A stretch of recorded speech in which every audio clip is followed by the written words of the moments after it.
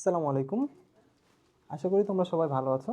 আজকে আমরা জীববিজ্ঞান এক্সাম 1 এর সলভটা নিয়ে কথা বলবো।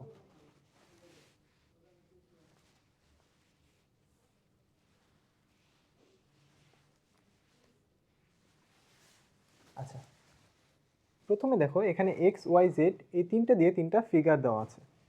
তো প্রথমে এক্সটা দেখো, এক্সটাকে দেখেই বুঝতে পারছি এটা হচ্ছে অ্যামিবা, এবং ওয়াই যেটা সেটা হচ্ছে একটা গাছের ছবি বা উদ্ভিদের ছবি দেওয়া আছে। তার মানে এটা হচ্ছে প্ল্যান্টি রাজ্যের কোনো একটা প্রাণী হবে, উদ্ভিদ হবে, সরি।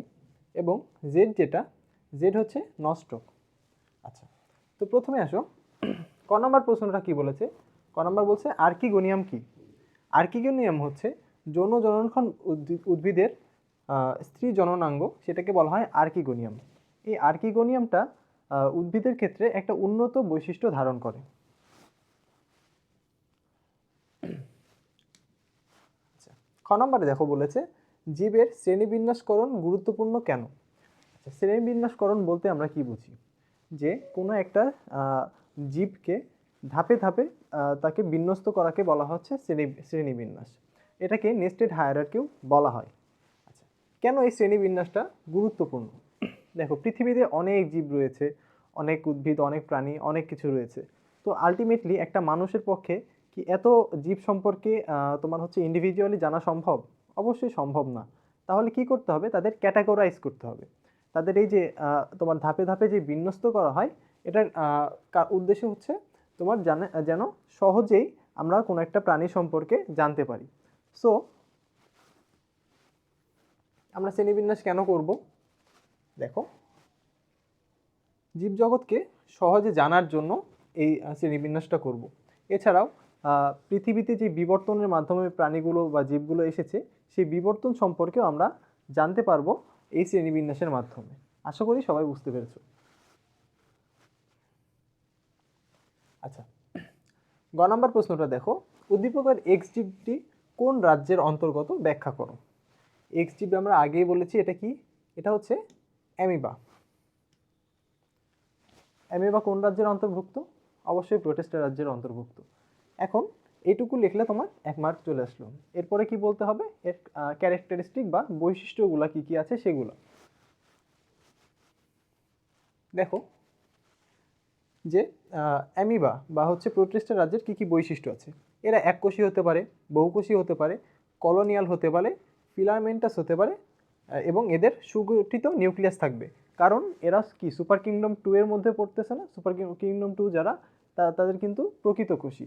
আচ্ছা, এখানে কলোনিয়াল বলতে কি বোঝায়? আমরা অনেক সময় দেখছি না যে আমাদের এলাকার আশেপাশে মানুষজন কলোনিতে বাস করে? কলোনি মানে হচ্ছে একত্রে অনেক মানুষ বাস করা। ঠিক আছে, তো এরা এরকম কলোনি হিসেবে বা দলবদ্ধভাবে তোমার হচ্ছে বেঁচে থাকতে পারে। সেকেন্ড কথা, ফিলামেন্টাস। এই কথাটা তোমাদের জন্য একটু অপরিচিত হতে পারে। ফিলামেন্ট মানে হচ্ছে সুতা। ঠিক আছে, তো ফিলামেন্টাস মানে হচ্ছে তারা সুতার মতো আকৃতি নিয়েও থাকতে পারে। আচ্ছা, আমরা বলছি যে এরা হচ্ছে সুগঠিত নিউক্লিয়াস বিশিষ্ট, অর্থাৎ এরা প্রকৃত কোষী। তাহলে এদের ক্রোমাটিন যে তন্তু, সেটা কি নিউক্লিয়ার পর্দা দ্বারা আবৃত থাকবে এবং নিউক্লিওলাস থাকবে। কোষের অন্যান্য যে উপাদানগুলো আছে আছে mitochondria, Golgi body, endoplasmic reticulum, এই সব কিছু এদের মধ্যে থাকবে। এই যে কোষের সকল ধরনের অঙ্গাণু এদের মধ্যে থাকবে। আচ্ছা, 4 নম্বর পয়েন্টটা দেখো, এরা খাদ্য শোষণ, গ্রহণ এবং ফটোসিনথেটিক পদ্ধতিতে খাদ্যটাকে গ্রহণ করে। এরপর আসো, এদের তোমার হচ্ছে কোষ বিভাজন কিভাবে হয়? মাইটোসিসের মাধ্যমে এদের কোষ বিভাজন হয় এবং তার মাধ্যমে অযৌন জনন সম্পন্ন হয়। আর এরা কনজুগেশনের মাধ্যমে জৈবনিকভাবে ভিন্ন কিন্তু গঠনগতভাবে এরকম দুটি গ্যামেটের মিলনের মাধ্যমে যৌন প্রজনন ঘটে। তাহলে মাইটোসিসের মাধ্যমে অযৌন জনন ঘটতেছে, আর হচ্ছে কনজুগেশনের মাধ্যমে যৌন জনন ঘটতেছে। কারণ কনজুগেশন এই জিনিসটা কি তোমাদের একটু দেখাই। কোথায় লিখি? আচ্ছা, এই জায়গায় একটু দেখো। সাপোজ এটা একটা কোষ, এটা একটা কোষ। কোষের মধ্যে নিউক্লিয়াস বা অন্যান্য জিনিসপাতি আমরা দিলাম না। আমরা এখানে একটা ধরো ক্রোমোজোমীয় বস্তু নিলাম। ওকে, আচ্ছা, এই 1 নম্বরে ধরো ক্রোমোজোমীয় বস্তু আছে, 2 নম্বরে ক্রোমোজোমীয় বস্তু নেই। এদের যখন জননটা ঘটবে তখন কি হবে, যে এখানকার যে ক্রোমোজোমীয় বস্তু আছে না, এটা তোমার এরকমভাবে শেয়ার হবে। এটাতে তো প্রথমে ছিল না, পরবর্তীতে আসলো, এবং 3 নম্বর ধাপে কি হবে, এদের মধ্যে যেই সংযোগটা ছিল সেটা বন্ধ হয়ে যাবে। এর ফলে 2 জায়গাতেই আমরা ক্রোমোজোমীয় বস্তুটাকে দেখতে পারবো। এটাই হচ্ছে তোমার কনজুগেশন।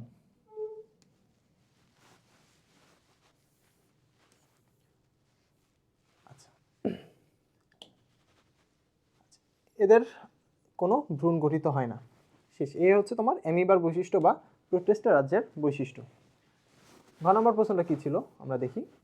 উদ্দীপকের ওয়াই এবং জেড জীবের মধ্যে কোনটি অধিক উন্নত?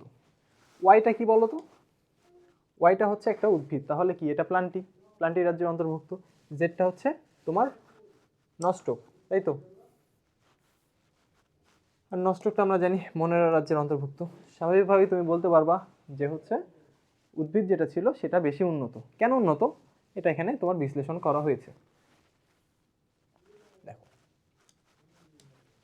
প্রথম পয়েন্টে আসো, যে উদ্ভিদ হচ্ছে প্রকৃত নিউক্লিয়াস যুক্ত বহুকোষী জীব, ঠিক আছে? কিন্তু মনেরা কি, মনেরা হচ্ছে জেনারেলি এককোষী হয়, এবং তারা কি হয়, আদিকোষী হয় না। তারা হচ্ছে আদিকোষী হবে এবং আণুবীক্ষণিক হবে। দেখো, আর আদিকোষী মানে কি, তাদের হচ্ছে নিউক্লিয়াস সুগঠিত থাকবে না। নিউক্লিয়াস সুগঠিত থাকবে না মানে কি, তাদের নিউক্লিয়ার মেমব্রেন থাকবে না, নিউক্লিওলাস থাকবে না, এবং ক্রোমাটিনের যে বস্তুগুলো ছিল সেগুলো তোমার হচ্ছে সাইটোপ্লাজমের মধ্যে তোমার হচ্ছে বিচ্ছিন্নভাবে সজ্জিত থাকবে আর কি। আর এদের সব ধরনের তোমার হচ্ছে অঙ্গাণু থাকবে না, ঠিক আছে? কিন্তু উদ্ভিদ কোষের ক্ষেত্রে সব ধরনের অঙ্গাণু থাকবে। তোমার হচ্ছে নস্টক বা মনেরা রাজ্যের ক্ষেত্রে শুধুমাত্র রাইবোজোমটা থাকবে, আর অন্যান্য কোনো উপাদানই অঙ্গাণু থাকবে না। কেন রাইবোজোম থাকবে? রাইবোজোম থাকার কারণ হচ্ছে, রাইবোজোম হচ্ছে একটা সর্বজনীন অঙ্গাণু। রাইবোজোমের মাধ্যমে প্রোটিন তৈরি হয়, আর প্রোটিন তৈরি যদি না হতো তাহলে কোনো জীবই বেঁচে থাকতে পারতো না। এজন্য রাইবোজোম সব কোষেই থাকে, উদ্ভিদ কোষ, প্রাণী কোষ, সবগুলোতেই। আচ্ছা, এবার আসো, এটা তো 1 নম্বর পয়েন্ট গেল। 2 নম্বরে দেখো, উদ্ভিদ যৌন এবং অযৌন উভয় পদ্ধতিতে বংশবিস্তার করতে পারে। এদের যৌন জনন হচ্ছে অ্যানাইসোগেমাস ধরনের। অপরপক্ষে নস্টকের কোষ বিভাজন হয় হচ্ছে দ্বিবিভাজনের মাধ্যমে। দ্বিবিভাজন একটা অনুন্নত প্রক্রিয়া। কেন অনুন্নত?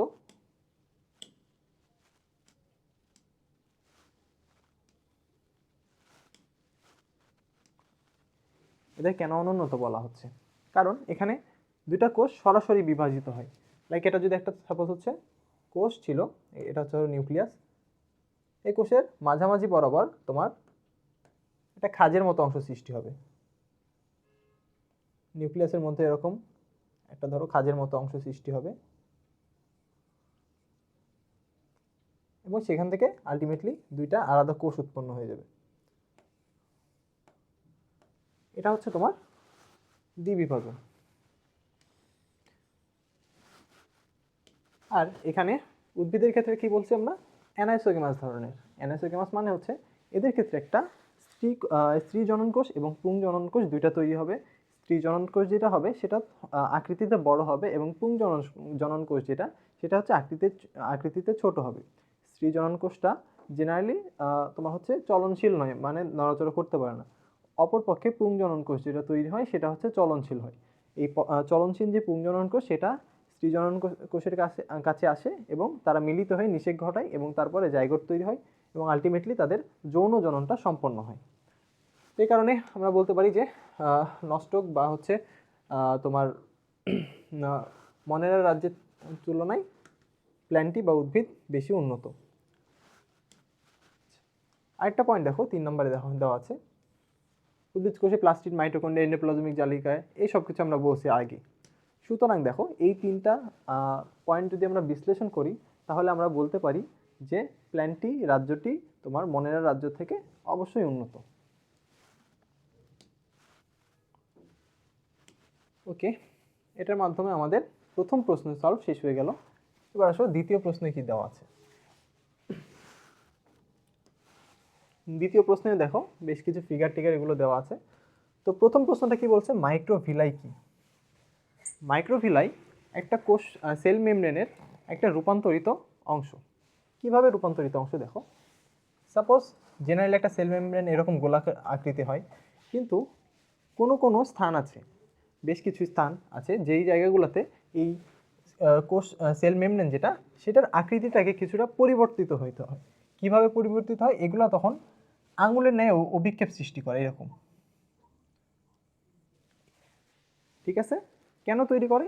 এর ফলে শোষণ তলটা বৃদ্ধি হয়। আমাদের যেমন আমাদের অন্ত্রের যে কোষগুলো আছে তাদের ক্ষেত্রে এরকম মাইক্রোভিলাই থাকে, যার ফলে শোষণ তল বৃদ্ধি হয় এবং বেশি বেশি খাদ্যটাকে গ্রহণ করতে পারে। দেখো কোষঝিল্লির মধ্যে অবস্থিত ভাঁজকে মাইক্রোভিলাই বলা হয়। এই যে এরকম আঙুলের মতো ভাঁজ সৃষ্টি হলো সেটাকে বলা হয় হচ্ছে মাইক্রোভিলাই।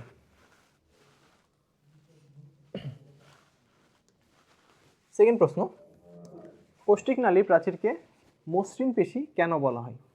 আচ্ছা, তুমি বলো, মসৃণ পেশির অপর নাম কি অনৈচ্ছিক পেশি না?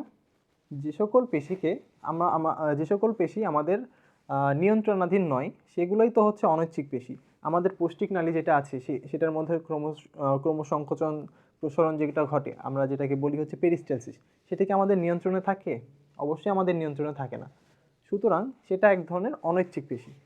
অনৈচ্ছিক পেশির গঠনের ক্ষেত্রে আমরা দেখি এটার আকৃতি হচ্ছে মাকু আকৃতির, এরকম মাকু আকৃতির, এবং এর মধ্যে তোমার কোনো হচ্ছে ডোরাকাটা দাগ থাকে না। যেহেতু ডোরাকাটা দাগ থাকে না, এজন্য এগুলাকে বলা হয় মসৃণ পেশি। আর মসৃণ পেশির অপর নাম কি বলছে, অনৈচ্ছিক পেশি। কোষ্ঠিক নালীর প্রাচীর যেহেতু তোমার অনৈচ্ছিক পেশি দিয়ে গঠিত এবং তাদের ক্ষেত্রে ডোরাকাটা দাগ থাকে না, এজন্য এটাকে বলা হয় মসৃণ পেশি। আশা করি বুঝতে পারছো সবাই। আচ্ছা, এবার দেখো গ নাম্বার প্রশ্নে কি বলা আছে, মানবদেহে উদ্দীপকের সি উপাদানের কাজ বর্ণনা করো। এখন সি উপাদানটা দেখি আমরা কি আছে। আচ্ছা, একটা ফিগারের মধ্যে বেশ কিছু সেল দেখতে পাচ্ছি আমরা, যেখানে এখানে একটা সেল দেখো, এটাতে হচ্ছে দুইটা লোব বিশিষ্ট একটা নিউক্লিয়াস দেখা যাচ্ছে। তাহলে এটার গঠনটা দেখতে তোমার শ্বেত রক্তকণিকার মতো। আবার এটা দেখো, এটা হচ্ছে আরবিসির মতো। সুতরাং আমরা বুঝতে পারছি এখানে তোমার রক্তকণিকাগুলার ফিগার দেওয়া আছে। তাহলে চিত্র সিটা কি? রক্তকণিকা। রক্তকণিকা কয় ধরনের বলো তো? আমরা জানি রক্তকণিকা হচ্ছে 3 ধরনের। কি কি? আরবিসি বা রেড ব্লাড সেল, দেন ডাব্লিউবিসি বা হোয়াইট ব্লাড সেল, আর প্লেটলেট। তো এই তিনটারই অনেক কাজ রয়েছে আমাদের বডিতে। তো ইন্ডিভিজুয়ালি আমরা একটা কাজ করি। দেখো প্রথমে বলা হচ্ছে যে 3 ধরনের রক্তকণিকা আছে, কি কি আছে এগুলোর নাম দেওয়া আছে। এখন আসো দেখো, প্রথমে লোহিত রক্তকণিকা বা আরবিসি নিয়ে আমরা কথা বলি। আরবিসি বা লোহিত রক্তকণিকা, এটার প্রধান এবং প্রথম কাজ কি? সেটার কাজ হচ্ছে অক্সিজেনটাকে পরিবহন করা। লোহিত রক্তকণিকা বা আরবিসির মধ্যে হিমোগ্লোবিন থাকে, ঠিক আছে? এই হিমোগ্লোবিনগুলো কি করে? অক্সিজেনগুলোকে ধরে ধরে পরিবহন করে। তোমাদের একটা অ্যাডভান্স এমসিকিউ মানে তোমার হচ্ছে অ্যাডভান্স পড়িয়ে দেয়, সেটা হচ্ছে একটা একটা হিমোগ্লোবিন 4টা অক্সিজেনকে বহন করতে পারে। কি রূপে বহন করে? Oxy haemoglobin.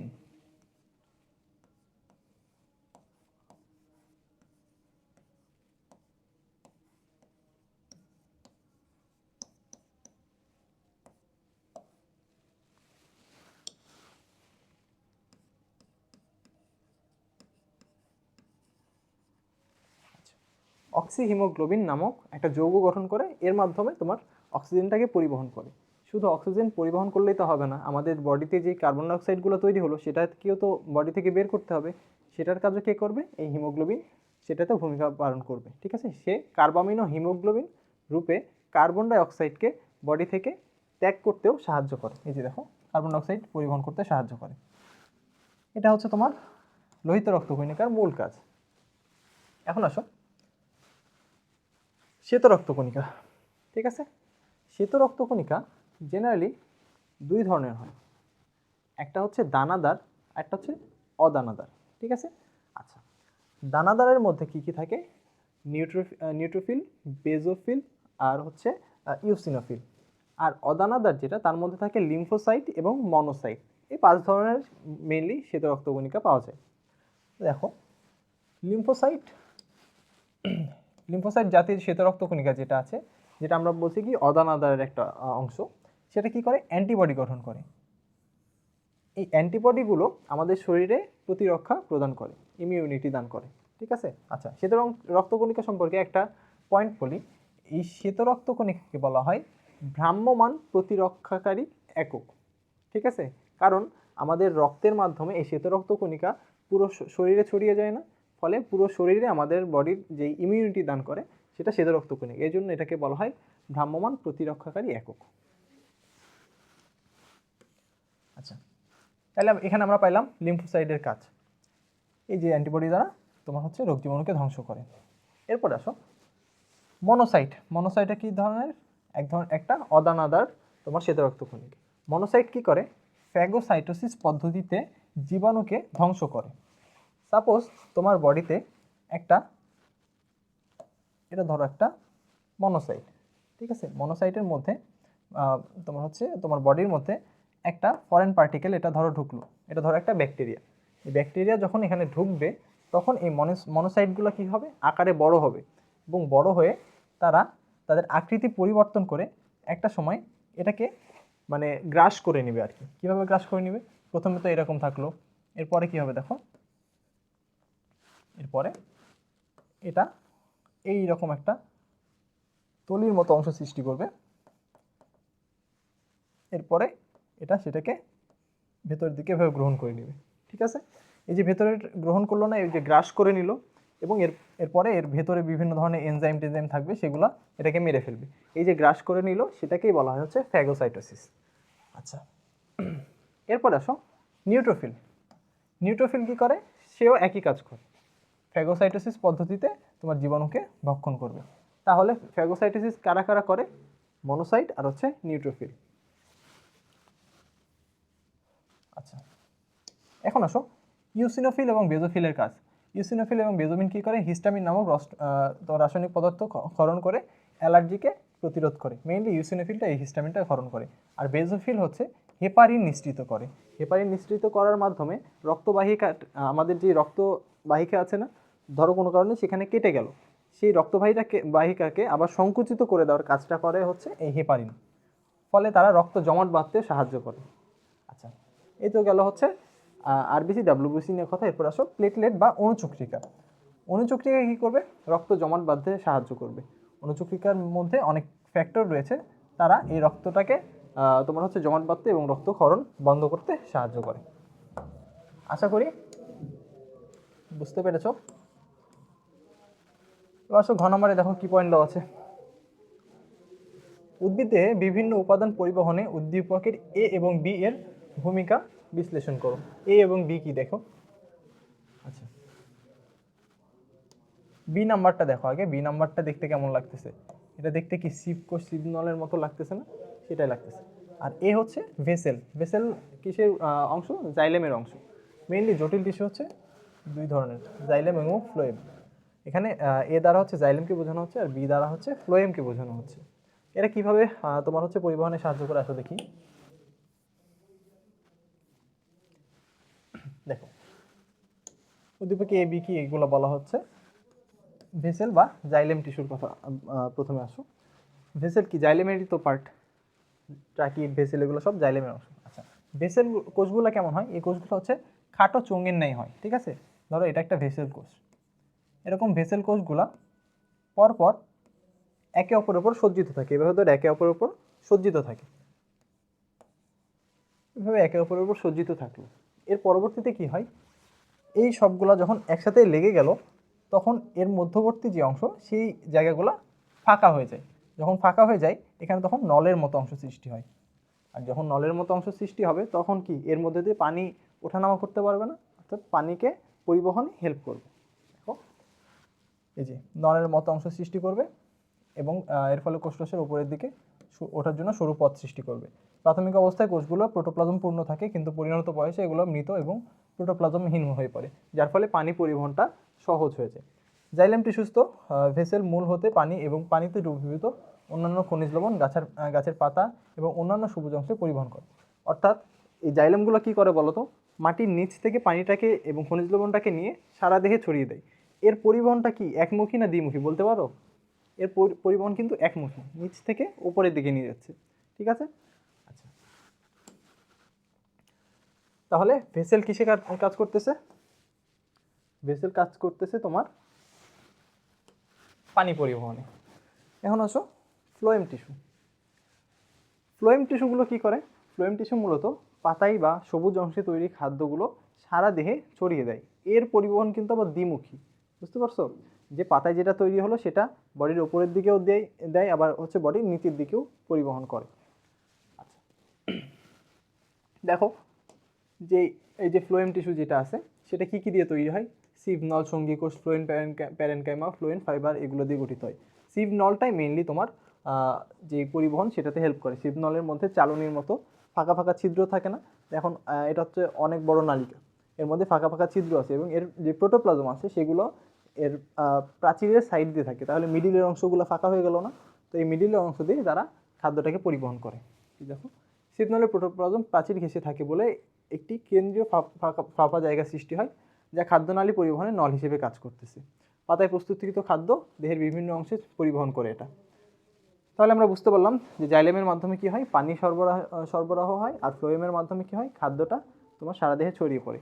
আর এখানে এই যে সঙ্গী কোষ আছে না, সঙ্গী কোষটা কিন্তু সিভ নলের সাথে থাকে, বুঝতে পারছো? সিভ কোষে জেনারেলি তোমার কোনো নিউক্লিয়াস থাকে না। সঙ্গী কোষের যে নিউক্লিয়াস সেটা মনে করা হয় যে সঙ্গী কোষের নিউক্লিয়াস যেহেতু বড় থাকে সেটা সিভ কোষের কাজগুলোকেও নিয়ন্ত্রণ করে। এই তো গেল দুইটা প্রশ্ন শেষ। এখন আসো 3 নম্বর প্রশ্ন।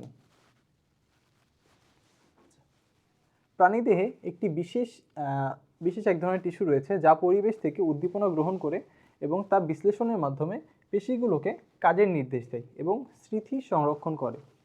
তোমরা বলতে পারো এটা কাকে বোঝাচ্ছে এই টিস্যুটাকে? এটা কিন্তু স্নায়ু টিস্যুকে বোঝানো হচ্ছে।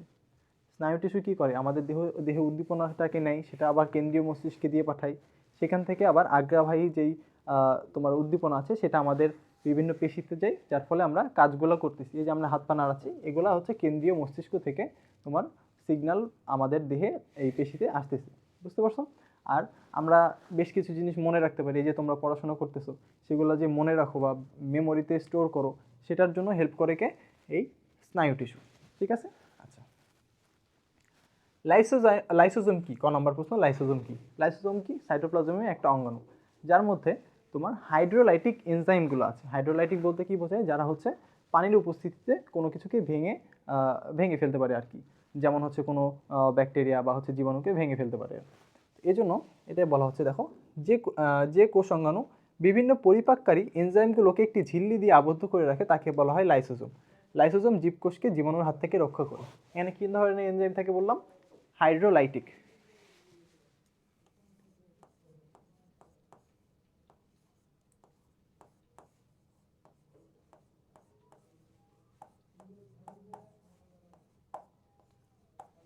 মনে করা হয় মোটামুটি 50 ধরনের হাইড্রোলাইটিক এনজাইম এখানে থাকে। আচ্ছা, পিটুইটারি গ্রন্থিকে অন্তঃক্ষরা গ্রন্থি বলা হয় কেন? অন্তঃক্ষরা গ্রন্থি কি এটা আমাদের আগে জানতে হবে। যে সকল নালীবিহীন গ্রন্থি থেকে হরমোন উৎপাদিত হয় তাদের বলা হয় অন্তঃক্ষরা গ্রন্থি। ঠিক আছে, এই পিটুইটারি গ্রন্থি একটা অন্তঃক্ষরা গ্রন্থি, কারণ এখান থেকে বিভিন্ন ধরনের হরমোন খরিত হয় এবং এই হরমোনগুলা নালীবিহীন গ্রন্থি থেকে খরিত হয়। ঠিক আছে, নালীবিহীন গ্রন্থি থেকে খরিত হলে তাহলে এগুলা যাবে কিভাবে বলো তো? কীভাবে এগুলো পরিবহন হবে? এগুলো রক্তের মাধ্যমে মেনলি পরিবাহিত হয়। দেখো পিটুইটারি গ্রন্থি থেকে বিভিন্ন ধরনের হরমোন, যেমন দেখো গোনাডোট্রপিক, সোমাটোট্রপিক, থাইরয়েড স্টিমুলেটিং, এই হরমোনগুলো নিঃসৃত হয় যারা নালীবিহীন গ্রন্থি থেকে মূলত নিঃসৃত হয়। এজন্য এটাকে বলা হয় কি? অন্তঃক্ষরা গ্রন্থি।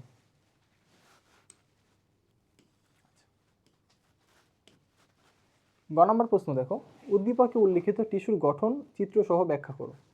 উদ্দীপকের টিস্যুটা কি ছিল? স্নায়ু টিস্যু না? স্নায়ু টিস্যুর গঠন এবং কার্যকরী একক কি? নিউরন। তাহলে এখানে নিউরনের গঠন নিয়ে আলোচনা করতে বলা হয়েছে। আসলে ফিগার থেকে দেখি এই নিউরনের গঠনটা। দেখো এখানে সুন্দর একটা ফিগার দেওয়া আছে।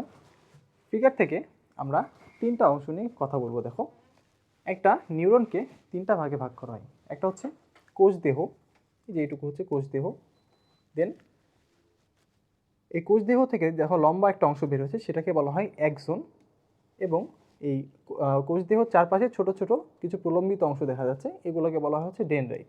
এই তিনটা নিয়ে মূলত তোমার একটা নিউরন গঠিত। তোমার ফিগারে এই সুন্দর ফিগারটা তোমার কষ্ট করে আঁকতে হবে, ঠিক আছে? আচ্ছা, নিউরনের কোষ দেহটা মোটামুটি নর্মাল কোষের মতো, কিন্তু এখানে একটা জিনিস ব্যতিক্রম আছে। সেটা কি তোমরা বলতে পারো? এখানে কিন্তু তোমার কোষ বিভাজন হয় না। সো এখানে সেন্ট্রিওল বা সেন্ট্রিজম যাই বলো না কেন, এখানে সেটা থাকবে না। এটা ব্যতীত অন্যান্য উপাদানগুলো থাকবে। আচ্ছা,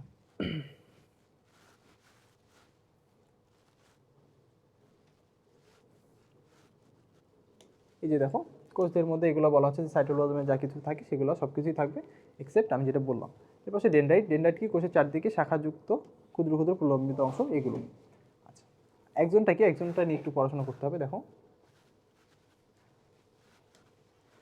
নিউরনের কোষদেহ থেকে যে লম্বা স্নায়ুতন্তু পরবর্তী নিউরনের ডেনড্রাইট পর্যন্ত বিস্তৃত থাকে তাকে বলা হয় হচ্ছে অ্যাক্সন। পরপর দুটি নিউরনের প্রথম একটির অ্যাক্সন এবং পরেরটি ডেনড্রাইটের মধ্যে একটা স্নায়ুসন্ধি হয় যাকে বলা হয় সিন্যাপস। এই সিন্যাপসের মধ্য দিয়ে, সিন্যাপস মানে হচ্ছে একটা ফাঁকা জায়গা, ঠিক আছে? দুইটা নিউরনের মধ্যবর্তী ফাঁকা জায়গা। এই ফাঁকা জায়গার মধ্য দিয়ে কিন্তু রাসায়নিকভাবে বা ইলেকট্রিক্যালভাবে তোমার সিগন্যালটা পরিবাহিত হয়।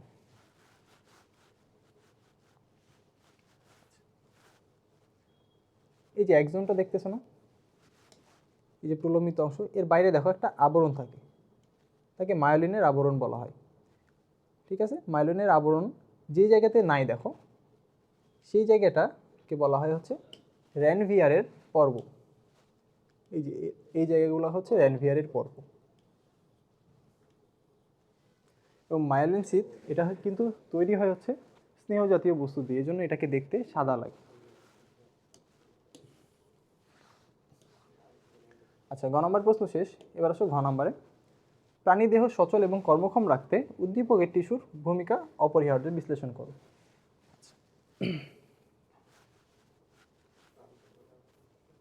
এখানে আমাদের তাহলে কি বলতে হবে? এখানে মূল আলোচনাটা হবে যে নিউরন বা স্নায়ু টিস্যু যেটা আছে, এটা কিভাবে আমাদের দেহকে সচল এবং কর্মক্ষম রাখতেছে সেটা আমাদের দেখতে হবে। আচ্ছা, দেখো নিউরন বিভিন্ন ধরনের বাহ্যিক এবং অভ্যন্তরীণ উদ্দীপনা বা স্নায়ুতরণা গ্রহণ করে, তা দেহের অভ্যন্তরে পৌঁছায়।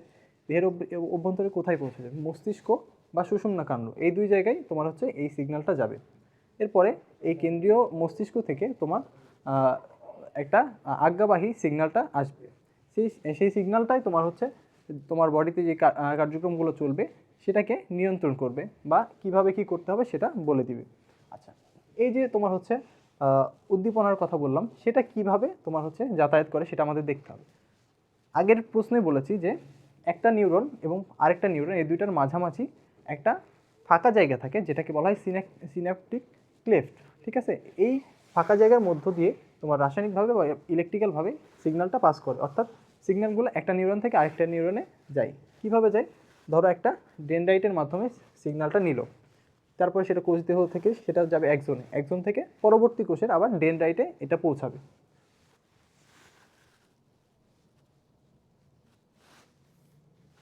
এখানে এগুলোই বলা হচ্ছে, এগুলোর মাধ্যমে আলটিমেটলি তোমার মানবদেহের যেই স্নায়ুতন্ত্র সেটা তোমার সম্পূর্ণ বডির যেই কার্যক্ষমতা সেগুলো নিয়ন্ত্রণ করে। আচ্ছা, এর মাধ্যমে আমাদের তোমার হচ্ছে সিকিউ যে তিনটা ছিল সেগুলো সলভ হয়ে গেল। এখন আসো কিছু সংক্ষিপ্ত প্রশ্ন আছে। 1 নম্বর প্রশ্ন দেখো, অণুজীব বিজ্ঞানকে জীববিজ্ঞানের ফলিত শাখা বলা হয় কেন? ফলিত শাখাগুলো কোনগুলো তোমাদের আশা করি মনে আছে, যে জীববিজ্ঞানের তত্ত্বীয় শাখা থেকে প্রাপ্ত জ্ঞানগুলোকে কাজে লাগিয়ে যে যেখানে তোমার হচ্ছে এগুলোর সুষ্ঠু প্রয়োগ করা হয় মানব কল্যাণের জন্য, সেগুলোই মেইনলি তোমার হচ্ছে ফলিত জীববিজ্ঞান। তো অণুজীব বিজ্ঞান, এখানে আমরা কী নিয়ে পড়াশোনা করি? ভাইরাস, ব্যাকটেরিয়া, এরকম তোমার হচ্ছে অণুজীব নিয়ে পড়াশোনা করি। এগুলোর উপকারিতা অপকারিতা, কোনটা দ্বারা আমাদের রোগ হবে, আবার কোনটাকে আমরা মানুষের কল্যাণে কাজে লাগাতে পারবো, ভ্যাকসিন বা বিভিন্ন ওষুধ তৈরি করার জন্য, এগুলো নিয়ে এই অণুজীব বিজ্ঞানে তোমার হচ্ছে পড়ানো হয়। সো এটা কিন্তু এজন্যই ফলিত শাখার মধ্যে পড়তেছে।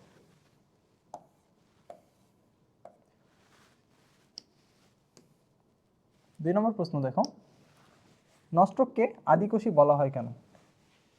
আচ্ছা, আদিকোষী মানে কি? আদিকোষী মানে তাদের ক্ষেত্রে সুগঠিত কোনো নিউক্লিয়াস থাকবে না। সুগঠিত নিউক্লিয়াস বলতে আমরা বুঝি যে নিউক্লিয়ার মেমব্রেন থাকবে না বা নিউক্লিওলাস থাকবে না, এবং ক্রোমাটিন বস্তুগুলো বিক্ষিপ্তভাবে ছড়িয়ে ছিটিয়ে থাকবে, এবং কোষের সকল উপাদান কিন্তু এখানে পাওয়া যাবে না, আদিকোষের ক্ষেত্রে পাওয়া যাবে না। একমাত্র রাইবোজোম পাওয়া যাবে, যেটা আগের প্রশ্নে বলেছি যে রাইবোজোম হচ্ছে সর্বজনীন অঙ্গাণু। তো এটা বাদে বাকি কোনো উপাদানই পাওয়া যাবে না। নষ্টকের ক্ষেত্রে এরকম দেখা যায়।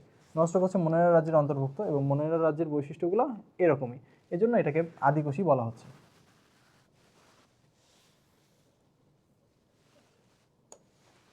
আচ্ছা, আদিকোষ এবং প্রকৃত কোষের মধ্যে দুটি পার্থক্য লেখো।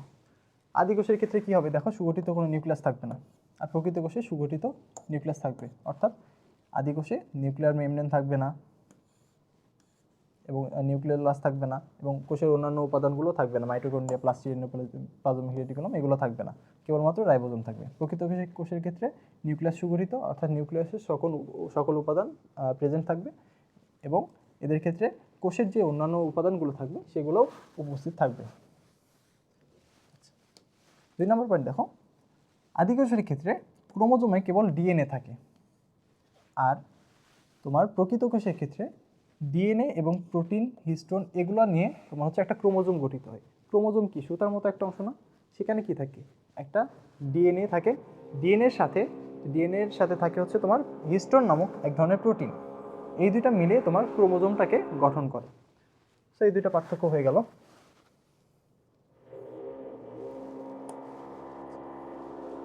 কোষ কঙ্কাল বলতে কি বুঝো? এটা হচ্ছে 4 নম্বর প্রশ্ন। দেখো, সকল প্রকৃত কোষের সাইটোপ্লাজমীয় অঙ্গাণুগুলোর অন্তর্বর্তী স্থানে অসংখ্য দড়ির মতো বস্তু সম্মিলিত জালিকার ন্যায় গঠন তৈরি করে, এগুলোকে বলা হয় হচ্ছে কোষ কঙ্কাল। কোষ কঙ্কাল কেন প্রয়োজন? একটা কোষকে ধরে রাখতে এই কোষ কঙ্কালটা প্রয়োজন। আমাদের বডিতে যেমন তোমার কঙ্কাল থাকার কারণে আমরা এই যেভাবে দাঁড়িয়ে কথা বলতেছি বা ক্লাস নিতেছি, তো কোষেরও তো হচ্ছে একটা স্টেবিলিটি দান করা বা দৃঢ়তার প্রয়োজন আছে। সেটার কাজ কে করে? এই কোষ কঙ্কাল করে। কোষ কঙ্কালের মধ্যে বিভিন্ন ধরনের তোমার হচ্ছে তন্তু থাকে। যেমন দেখো, মাইক্রোটিউবিউল, মাইক্রোফিলামেন্ট, ইন্টারমিডিয়েট ফিলামেন্ট, এই সব কিছু থাকে, যেগুলো বিভিন্ন ধরনের ছোট ছোট প্রোটিন দিয়ে তৈরি হয়। যেমন হচ্ছে অ্যাক্টিন, মায়োসিন, টিউবিউলিন, এই প্রোটিনগুলো দিয়ে এই কোষ কঙ্কালটা তৈরি হয়।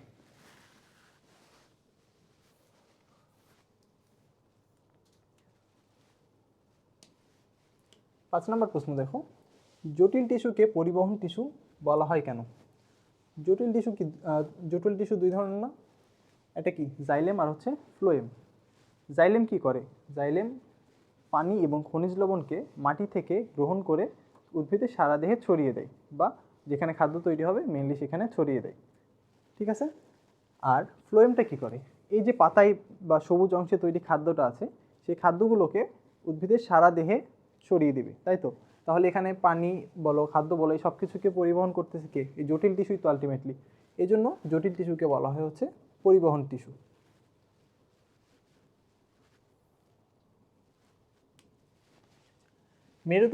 মেরুদণ্ডী প্রাণীর ত্বককে ট্রানজিশনাল আবরণী কেন বলা হয়? কারণ মানুষের যে ত্বক আছে, এই ত্বকে যে কোষগুলো আছে তারা কয়েকটা স্তরে সজ্জিত থাকে, এবং মাইক্রোস্কোপ দ্বারা যখন দেখা হয় তখন দেখা যাচ্ছে যে এখনই দেখলাম যে 3 থেকে 4টা স্তর আছে, একটু পরে আবার যদি মাইক্রোস্কোপ দিয়ে দেখো সেখানে দেখবা 7 থেকে 8টা স্তর তৈরি হয়ে গেছে। এরকম যে এই স্তরের সংখ্যা পরিবর্তন হয়, এজন্যই এটাকে বলা হয় হচ্ছে ট্রানজিশনাল আবরণী।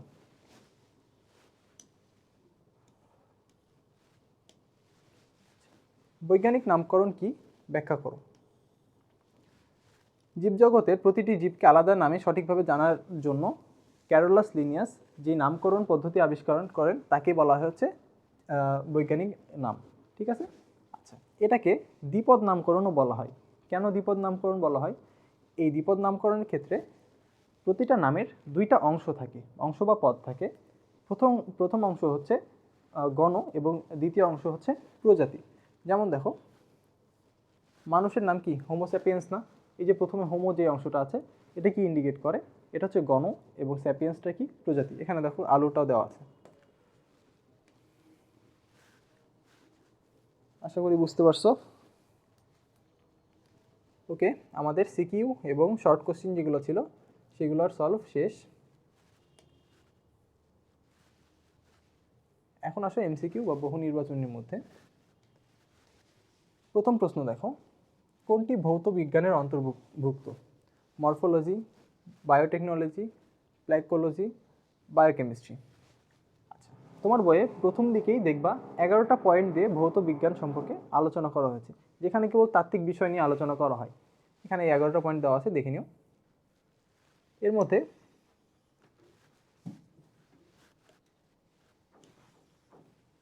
এই যে প্রথম পয়েন্টে দেওয়া আছে মরফোলজি। মরফোলজি মানে কি?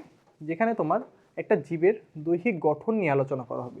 এই মরফোলজি আবার দুই ধরনের হতে পারে, একটা হচ্ছে এক্সটার্নাল আর একটা হচ্ছে ইন্টারনাল। এক্সটার্নাল বলতে বাইরে বাহ্যিক যে অবস্থা সেটা নিয়ে আলোচনা করা হবে, আর ইন্টারনাল মানে দেহের ভেতরের কোনো বিষয়ের গঠন সম্পর্কে আলোচনা করা হবে। তো এখানে ভৌত বিজ্ঞানের অন্তর্ভুক্ত কোনটা হবে?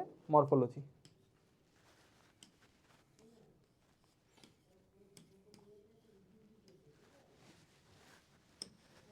জীবের তত্ত্বীয় বিষয় নিয়ে আলোচনা করা হয় কোন শাখায়? শারীরবিদ্যায়, পরজীবীবিদ্যায়, পরিবেশবিদ্যায়, বন্যপ্রাণীবিদ্যায়। এর মধ্যে একমাত্র শারীরবিদ্যায় রয়েছে তোমার হচ্ছে ওই 11টা পয়েন্টের মধ্যে, সুতরাং এর উত্তর হবে শারীরবিদ্যায়। বাকিগুলো কিসের মধ্যে পড়বে বলো তো? বাকিগুলো পড়বে হচ্ছে ফলিত বিজ্ঞানের মধ্যে।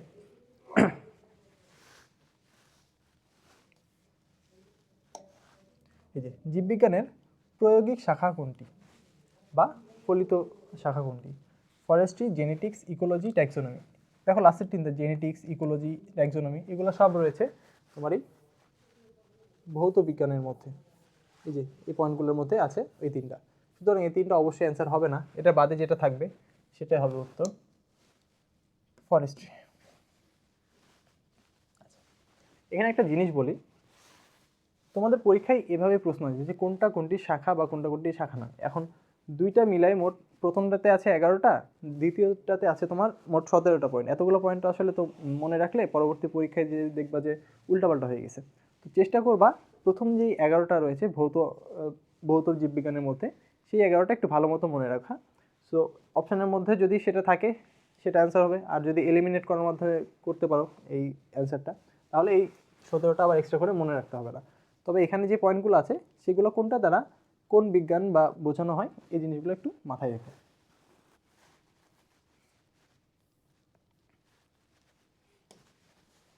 কে সমস্ত জীবজগৎকে দুটি সুপার কিংডমে ভাগ করে? মার্গুলিস, হুইটেকার, লিনিয়াস না অ্যারিস্টটল? এটার উত্তর হবে মার্গুলিস। হুইটেকার কী করছিল বলো তো? হুইটেকার 1969-এ তিনি 5টা কিংডমে ভাগ করছিলেন। আবার 1974-এ যে মার্গুলিস এই 5টা যে সুপার কিংডম ছিল তাদের আবার 2টা সুপার কিংডমে ভাগ করেন। আর ক্যারোলাস লিনিয়াস তিনি কি দ্বিপদ নামকরণের জনক, শ্রেণীবিদ্যা বা হচ্ছে ট্যাক্সোনমির জনক।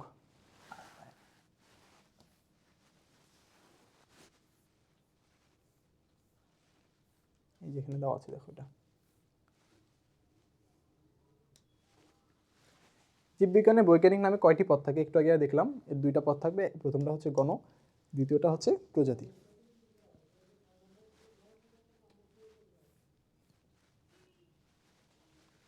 নিচের কোন পেশি অস্থি সংলগ্ন? হৃৎপেশি, অনৈচ্ছিক পেশি, ঐচ্ছিক পেশি নাকি মসৃণ পেশি? আচ্ছা, আমরা যে এই যে তোমার হচ্ছে অস্থিকে তোমার হচ্ছে মুভমেন্ট করতে পারি, এই যে হাত নাড়াচ্ছি, এটা কেন নাড়াচ্ছি, কেন নাড়াতে পারছি? এখানে আমাদের ঐচ্ছিক পেশি আছে, তাই তো? আমাদের নিজের ইচ্ছা মতো নড়াচড়া করতে পারতেছি। অস্থির সাথে এই ঐচ্ছিক পেশির একটা সংযোগ থাকে, যার ফলে আমরা নিজের ইচ্ছা মতো আমাদের দেহকে মুভমেন্ট করতে পারি।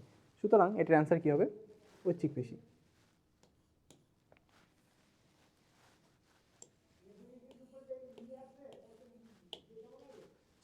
ডোরাবিহীন মায়োফাইব্রিল কোথায় থাকে?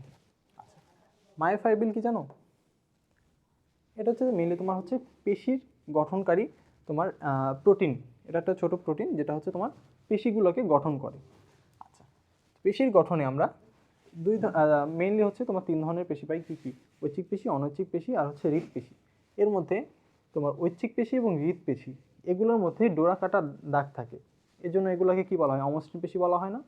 আর যেটা হচ্ছে তোমার অনৈচ্ছিক পেশি, সেখানে এরকম ডোরা কাটা দাগ থাকে না।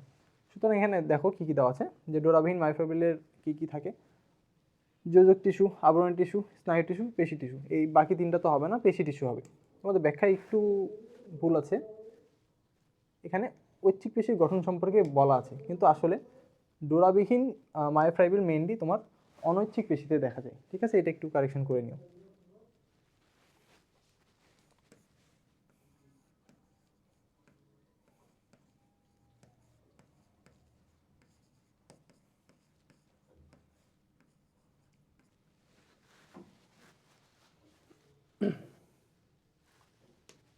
ইলিশ মাছের বৈজ্ঞানিক নাম কি, আশা করি সবাই পারবা।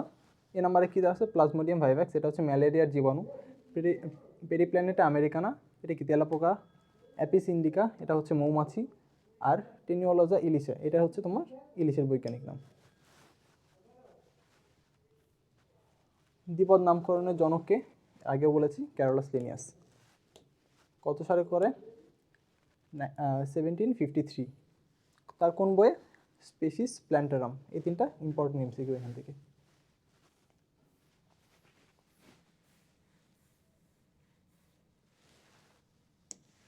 নিউক্লিয়াসের গঠনের ভিত্তিতে কোষ কত প্রকার, একটা তো হচ্ছে আদি কোষ, একটা প্রকৃত কোষ, সুতরাং এই দুইটাই হবে।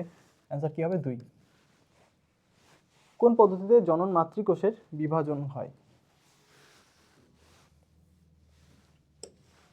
আচ্ছা, জনন মাতৃকোষগুলো বিভাজিত হয়ে কি করে, জনন কোষ তৈরি করে না। তো এই জনন কোষ তৈরির ক্ষেত্রে কোন কোষ বিভাজন আমাদের প্রয়োজন, অবশ্যই মায়োসিস প্রয়োজন, তাই তো। এখানে যদি মাইটোসিস হতো তাহলে কি ওই তোমার হচ্ছে ডিপ্লয়েডটা কি হ্যাপ্লয়েডে পরিণত হতো, হতো না। কেবলমাত্র মায়োসিস বা মিওসিস হলে এখানে তোমার ওই ডিপ্লয়েড যেই হচ্ছে জনন মাতৃকোষ থাকে, সেখান থেকে হ্যাপ্লয়েড জনন কোষটা উৎপন্ন হতো। অ্যামাইটোসিস হচ্ছে হচ্ছে দ্বিবিভাজন, যেটা হচ্ছে তোমার প্রত্যক্ষভাবে হয় এবং এটা একটা অনুন্নত প্রক্রিয়া। ক্যারিওকাইনেসিস মানে কি, নিউক্লিয়াসের বিভাজন। সুতরাং কোনোটাই হবে না, মায়োসিস অ্যান্সার হবে। নিচের কোনটিতে কোষ বিভাজন দ্বিবিভাজন প্রক্রিয়া সম্পন্ন হয়। আচ্ছা, দ্বিবিভাজনের কীভাবে ঘটে আমরা একটু আগে সিকিউয়ে দেখেছি। তো এই দ্বিবিভাজনটা কী ধরনের ছিল বলো তো, এটা একটা কি অনুন্নত ধরনের বৈশিষ্ট্য ছিল না, যেখানে সরাসরি একটা কোষ থেকে দুইটা কোষ উৎপন্ন হচ্ছিল। তো এইটা সবচেয়ে যে অনুন্নত তার ক্ষেত্রে হবে। এখানে চারটার মধ্যে সবচেয়ে অনুন্নত কি বলো, মনেরা, প্রচেষ্টা, প্লান্টি নাকি অ্যানিমেলিয়া। মনেরা। মনেরা রাজ্যের একটা বৈশিষ্ট্য হচ্ছে এরা দ্বিবিভাজনের মাধ্যমে বংশ বিস্তার করে।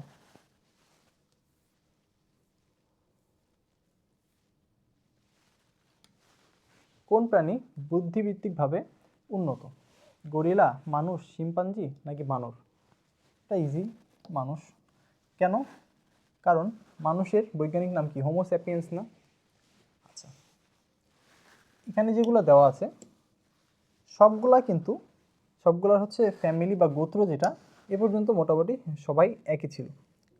ঠিক আছে, কারণ হচ্ছে সবার মধ্যে সাদৃশ্য ছিল এই হোমিনিডি পর্যন্ত, কিন্তু গণতে যে এটা আলাদা হয়ে গেছে।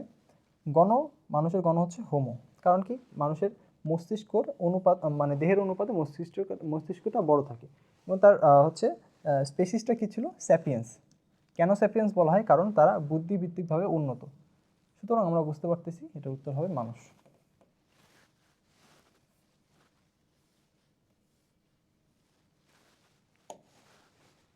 নিচের কোনটির সাহায্যে পার্শ্ববর্তী কোষগুলোর মধ্যে যোগাযোগ রক্ষিত হয়, প্রোটোপ্লাজম, নিউক্লিয়ার মেমব্রেন, মাইক্রোভিলাই, প্লাজমোডেজমাটা। প্রোটোপ্লাজম তো হবে না। নিউক্লিয়ার মেমব্রেন তো নিউক্লিয়াসের চারপাশে থাকে, এটা তো দুইটা কোষের মধ্যে সংযোগ রক্ষা করতে পারবে না, এটা হবে না। মাইক্রোভিলাই তো কোষঝিল্লির বাইরের যেই আঙুলের ন্যায় অভিক্ষেপ বা ভাঁজ ছিল সেটা, এটা হবে না। এটা উত্তর হবে প্লাজমোডেজমাটা। প্লাজমোডেজমাটা কি, ধরো এটা একটা কোষ এবং এটা একটা কোষ, এই দুটো কোষের সাইটোপ্লাজমের মধ্যে আণুবীক্ষণিক অনুনালিকার মতো কিছু গঠন থাকে, যারা কি করে, পানি বলো বা খনিজ লবণ এগুলো একটা কোষ থেকে অপর কোষে তোমার আদান প্রদান করে। এটাই হচ্ছে প্লাজমোডেজমাটা।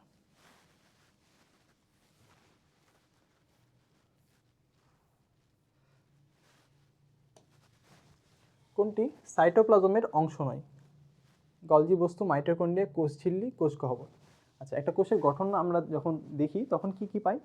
কোষের বাইরে কি থাকে? বাইরে থাকে কোষ ঝিল্লি, এর ভেতরে কি থাকে? সাইটোপ্লাজম আর হচ্ছে নিউক্লিয়াস। মেইনলি হচ্ছে কোষের ভেতরের যে অংশ সেটা, তার মধ্যে নিউক্লিয়াসকে বাদ দিলে যে অংশটা পাই সেটা হচ্ছে সাইটোপ্লাজম। আচ্ছা, এখানে সাইটোপ্লাজমের মধ্যে দুইটা জিনিস থাকে, একটা হচ্ছে সাইটোপ্লাজমের ম্যাট্রিক্স বা মাতৃকা, আর হচ্ছে সাইটোপ্লাজমিক অর্গানালি বা অঙ্গাণুগুলো, গলগি বডি, তারপর হচ্ছে মাইটোকন্ড্রিয়া। এই দুইটা কি সাইটোপ্লাজমের অংশ, কারণ হচ্ছে এগুলো সাইটোপ্লাজমের অঙ্গাণু। আর কোষ গহ্বর, কোষ গহ্বর তো কোষের মধ্যে থাকে, সো সেটাও সাইটোপ্লাজমের অংশ হবে। আর কোষ ঝিল্লি, এটা কি কোষের বাইরে থাকে, সুতরাং এটা উত্তর হবে।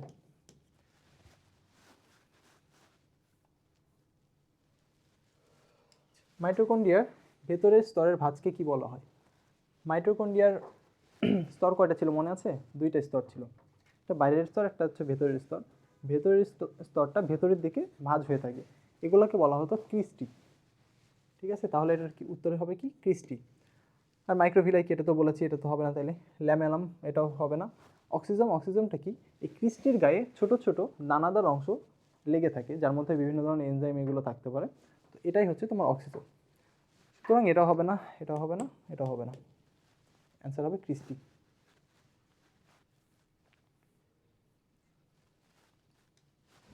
কোন রাজ্যের জীবের দেহে জটিল টিস্যুতন্ত্র থাকে? রাজ্যগুলোকে কিভাবে ভাগ করা হয়েছিল মনে আছে? যে অনুন্নত থেকে উন্নত, রাজ্য 1 থেকে রাজ্য 5 পর্যন্ত ধীরে ধীরে উন্নত হচ্ছিল। আচ্ছা, উন্নত হওয়ার মাধ্যমে আমরা বুঝতে পারতেছিলাম যে কোষ থেকে টিস্যু থেকে তন্ত্র, এগুলো গঠিত হচ্ছিল। তাহলে সবচেয়ে জটিল টিস্যুতন্ত্র কোথায় পাওয়া যাবে, যেটা সবচেয়ে বেশি উন্নত? সবচেয়ে বেশি উন্নত কে ছিল মনে আছে? অ্যানিমেলিয়া। অ্যানিমেলিয়ার একটা বৈশিষ্ট্য হচ্ছে এদের জটিল টিস্যুতন্ত্র থাকবে।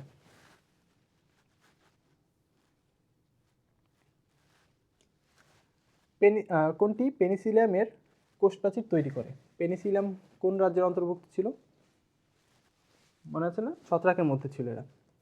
তাহলে ছত্রাকের কোষপ্রাচীর কে তৈরি করে? কাইটিন। কাইটিন দিয়ে তৈরি। তাহলে পেনিসিলিয়ামের কোষপ্রাচীর কী দিয়ে তৈরি হবে? কাইটিন দিয়ে তৈরি হবে। প্রোটিন দিয়ে তৈরি হবে না, লিপিড দিয়েও না, সুবেরিন দিয়েও না, কাইটিন দিয়ে তৈরি।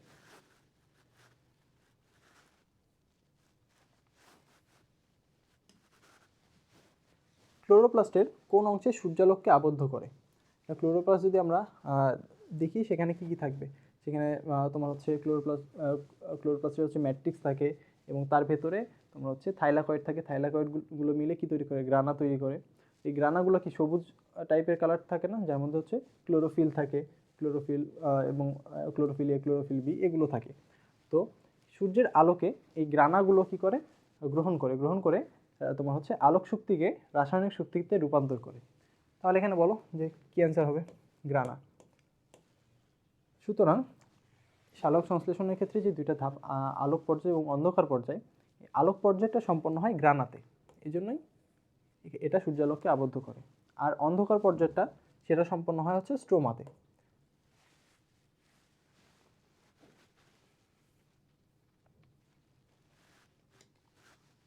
কোষঝিল্লির ভাঁজকে কি বলা হয়? কোষঝিল্লির ভাঁজকে বলা হয় মাইক্রোভিলাই। একই প্রশ্ন দেখো, সিকিউ, এমসিকিউ, শর্ট কোশ্চেন সবগুলোতে আছে। খুবই ইম্পর্টেন্ট প্রশ্ন ছিল এটা।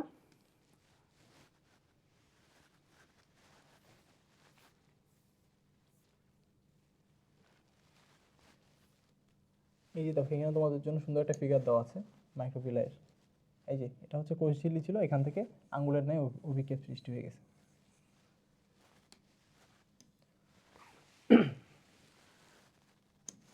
আচ্ছা, সেন্ট্রিওল যে স্বচ্ছ দানাবিহীন সাইটোপ্লাজম দ্বারা আবৃত থাকে তাকে কি বলা হয়? আচ্ছা, এখানে একটু তোমার কারেকশন আছে, এটার অ্যান্সার আছে সেন্ট্রোস্ফিয়ার হবে। হ্যাঁ,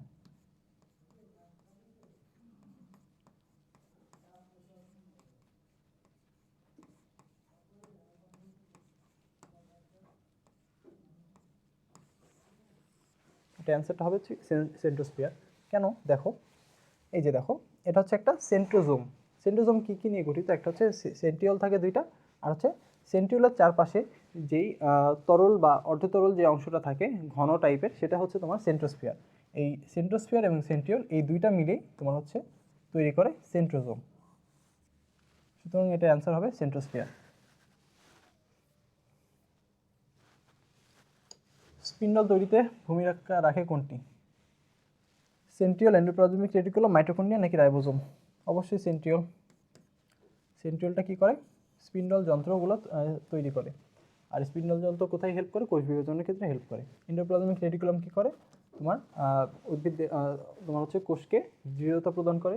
মাইটোকন্ড্রিয়া কী করে? শক্তি উৎপাদন করে। আর রাইবোজোম কী করে? প্রোটিন তৈরি করে।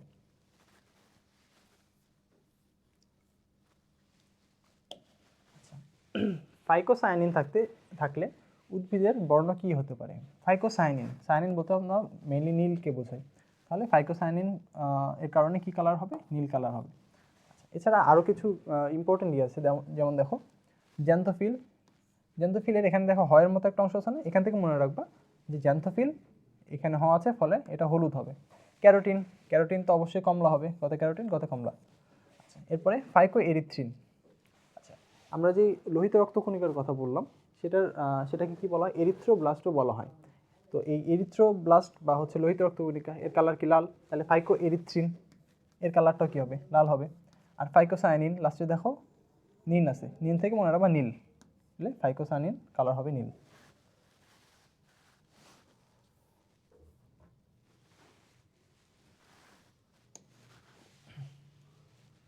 আচ্ছা, কোন জীবের কোষে মাইটোকন্ড্রিয়া অনুপস্থিত? আর্টোকার্পাস, কপসিকাস, ট্রাইকোমোনাস আর অ্যাপিস। এর মধ্যে দেখো আর্টোকার্পাস মানে কি? এটা হচ্ছে কাঁঠাল। কপসিকাস মানে হচ্ছে কি? তোমার হচ্ছে শাপলা। তারপরে হচ্ছে অ্যাপিস, অ্যাপিস বলতে হচ্ছে এখানে মৌমাছি বোঝানো হচ্ছে। এই তিনটা কি তোমার হচ্ছে প্রকৃতকোষী না? প্রকৃতকোষী মানে কি? কোষের সবগুলো উপাদান এখানে থাকবে। এর মধ্যে শুধু ট্রাইকোমোনাস এটা হচ্ছে তোমার আদিকোষী। যেহেতু আদিকোষী তাহলে এখানে তোমার মাইটোকন্ড্রিয়া থাকবে না। উত্তর হবে ট্রাইকোমোনাস।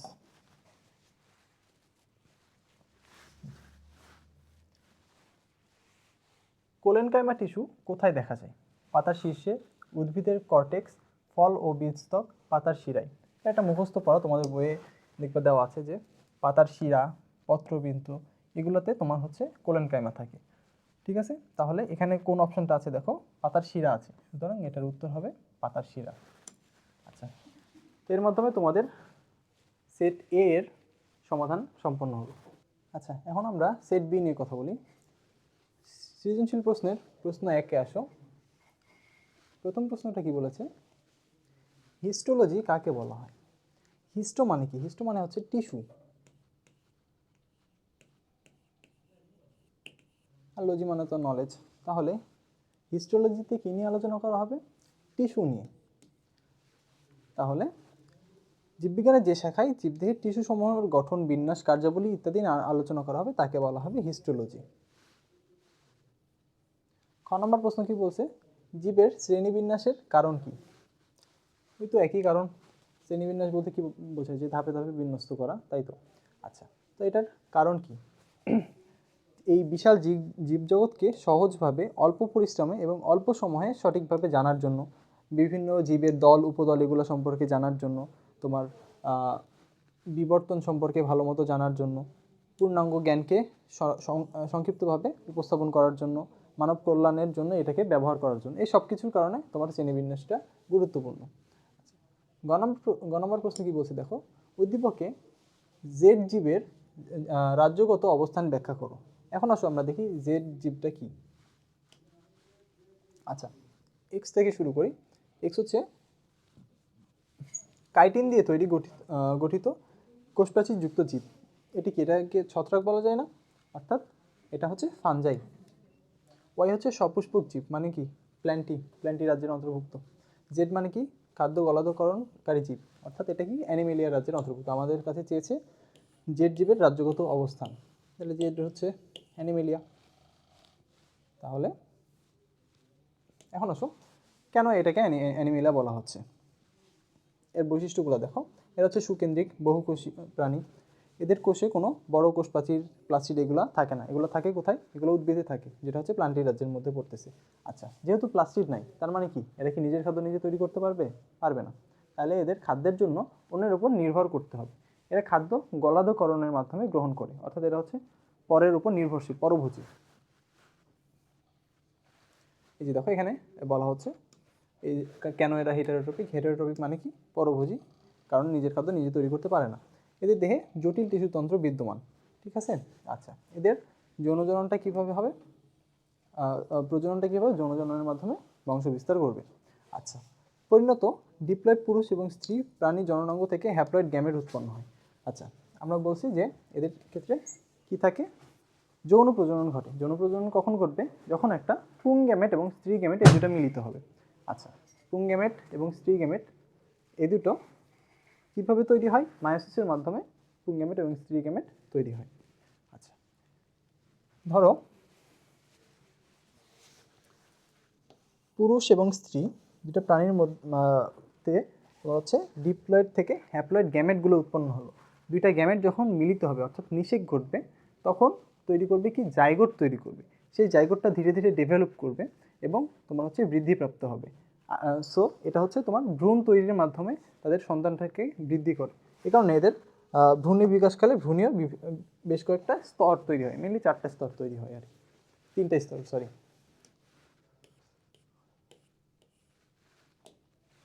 আচ্ছা, উদ্দীপকের আচ্ছা প্রশ্নটা দেখি, এক্স এবং ওয়াই জীবের মধ্যে কোনটি উন্নত? এক্সটা কি ছিল, ফানজাই, আর ওয়াই ছিল হচ্ছে প্ল্যান্টি। এর মধ্যে কোনটা বেশি উন্নত? প্ল্যান্টি উন্নত। কেন উন্নত দেখো, প্ল্যান্টিতে কি তোমার হচ্ছে এরা কি সপুষ্পক ছিল না অপুষ্পক? সপুষ্পক ছিল, কারণ এদের মধ্যে ক্লোরোফিল ক্লোরোপ্লাস্ট এগুলো ছিল, নিজের খাদ্য নিজেরা তৈরি করতে পারতেছিল। কিন্তু ছত্রাক কি, ছত্রাক অপুষ্পক না, তাদের মধ্যে তো ক্লোরোপ্লাস্ট বা ক্লোরোফিল এগুলো কিছু ছিল না। সুতরাং তোমার হচ্ছে উদ্ভিদ বা প্ল্যান্টই এর উন্নত। আবার যেহেতু ছত্রাক অপুষ্পক, তাহলে তাদের কি করতে হবে, তাদের নিজের খাদ্য নিজে তৈরি করতে পারবে না, খাদ্যটাকে কি করতে হবে, অন্য কোনো জীব থেকে গ্রহণ করতে হবে। এই জন্য তারা হচ্ছে মৃতজীবী বা পরজীবী হিসেবে থাকে। আর উদ্ভিদটা কি, তারা হচ্ছে নিজের খাদ্য নিজেই তৈরি করতে পারে। দেখো এটা বলা হচ্ছে যে ছত্রাক ক্লোরোফিল এগুলো থাকে না। তারপর হচ্ছে উদ্ভিদের ক্ষেত্রে তাদের হচ্ছে ক্লোরোফিল থাকে, এই জন্য তারা সালোক সংশ্লেষণে সম্ভব। ছত্রাক নিজের খাদ্য নিজে তৈরি করতে পারে না, উদ্ভিদ পারে। আচ্ছা, ছত্রাক স্পোরের মাধ্যমে বংশ বিস্তার ঘটায়। এই স্পোরের মাধ্যমে বংশ বিস্তার, এটা একটা তোমার হচ্ছে অযৌন প্রজননের উদাহরণ, ঠিক আছে।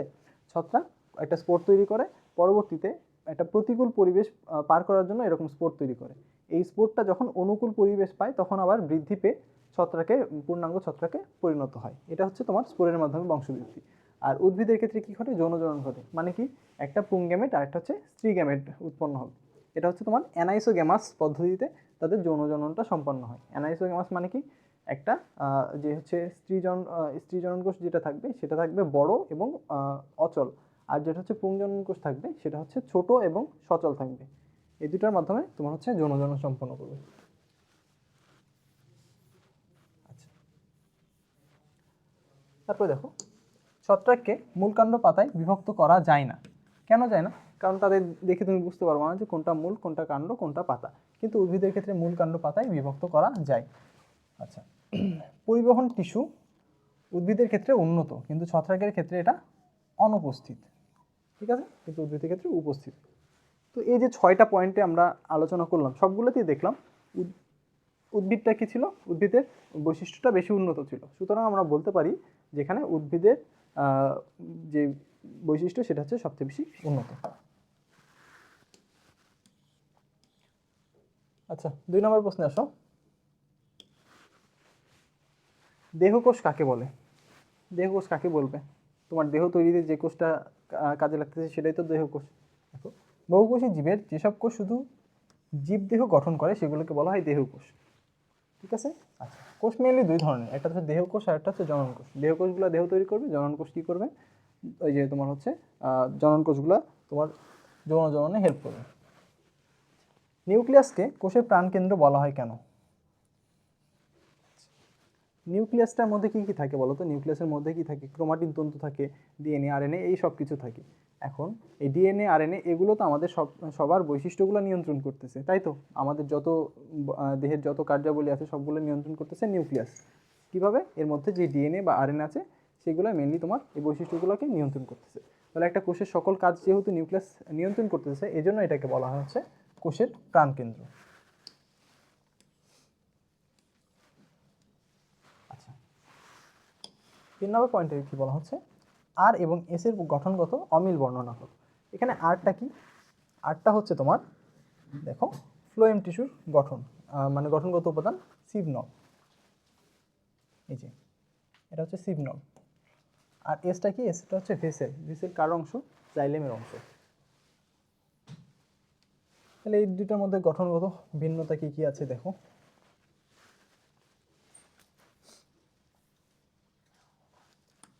প্রথমে আসো ভেসেল। ভেসেল কোষগুলো হচ্ছে খাটো চোঙের ন্যায় হয়। আর অপর দিকে তোমার হচ্ছে ফ্লোয়েম টিস্যু যে সিভ কোষগুলো থাকে সেগুলো কি দীর্ঘ হয়, পাতলা কোষপ্রাচীর যুক্ত হয়। আচ্ছা, কোষগুলো একটির মাথায় আরেকটি সজ্জিত হয় এবং প্রান্তীয় প্রাচীর গলে একটি দীর্ঘ নলের মতো অংশ সৃষ্টি করে, যার মাধ্যমে এর ভেতর দিয়ে কোনো পদার্থ পরিবাহিত হয়, অর্থাৎ মেইনলি কোষরসটা উপরের দিকে বা ঊর্ধ্বাহরণে সাহায্য করে। আর অন্যদিকে যেই তোমার হচ্ছে সিভ কোষগুলো ছিল সেগুলো হচ্ছে লম্বালম্বি একটির উপর আরেকটি সজ্জিত হলেও তাদের মধ্যে চালনির মতো একটা অংশ থাকে। এই যে দেখো, এই কোষগুলো চালনির মতো সিভ প্লেট দ্বারা পরস্পর থেকে আলাদা থাকে। আর এখানে ভেসেলগুলো কি করে? পানিকে পরিবহন করে। আর যেটা হচ্ছে সিভ কোষ ছিল সেটা কাকে পরিবহন করবে? খাদ্যটাকে পরিবহন করবে। এগুলো হচ্ছে এই দুটার মধ্যে পার্থক্য।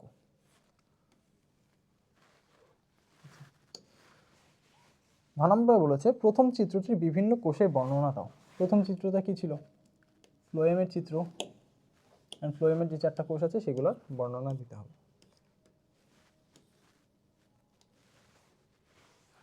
এই যে দেখো, ফ্লোয়েমের মধ্যে কি কি অংশ থাকে? সিভ কোষ থাকে, সঙ্গী কোষ থাকে, ফ্লোয়েম প্যারেনকাইমা এবং ফ্লোয়েম ফাইবার। এই 4টা কোষ নিয়ে তোমার যে হচ্ছে ফ্লোয়েম টিস্যু সেটা গঠিত হয়। প্রথমে আসলে সিভ নল বা হচ্ছে সিভ কোষ। এটা কি ধরনের? এটা হচ্ছে একটা নলাকার কোষ যেটার হচ্ছে চালনির মতো অংশ থাকে যার মধ্যে। আচ্ছা, এই কোষগুলো হচ্ছে লম্বা হয়, ভেতরটা ফাঁপা হবে, কারণ ফাঁপা না হলে তো এর ভেতর দিয়ে খাবারটা পরিবাহিত হবে না। একটি কোষের মাথায় একটি কোষ বসানো থাকে, তাই এক সারি কোষ মিলিতভাবে একটি লম্বা নলের মতো সৃষ্টি করে। মাথায় অবস্থিত দুটি কোষের মধ্যপ্রাচীর ক্ষুদ্র ক্ষুদ্র ছিদ্রযুক্ত, যেগুলো হচ্ছে তোমার সিভ প্লেট বলা হয়। পাশাপাশি অবস্থিত দুটি সিভ কোষের প্রোটোপ্লাজম সিভ প্লেটের ছিদ্র দিয়ে পরস্পরের সাথে যোগাযোগ রক্ষা করে। এটা দেখতে হচ্ছে চালনির মতো থাকে। আচ্ছা, সিভ কোষের সাথে সাথেই থাকে হচ্ছে তোমার সঙ্গী কোষ। ঠিক আছে, এই সঙ্গী কোষগুলো সিভ কোষের সাথে থাকে। এগুলোর গঠন কী ধরনের? এটা হচ্ছে প্যারেনকাইমার মতো এর গঠনটা। ঠিক আছে, কিন্তু এর নিউক্লিয়াসটা থাকে বড়। কেন নিউক্লিয়াস বড় থাকে? কারণ এই যে সিভনল বা সিভ কোষ যেগুলো আছে না, সেগুলোতে কিন্তু কোনো নিউক্লিয়াস থাকে না। তো এটার কাজকে কিছুটা নিয়ন্ত্রণ করে কে? এই সঙ্গী কোষ। ঠিক আছে, জি।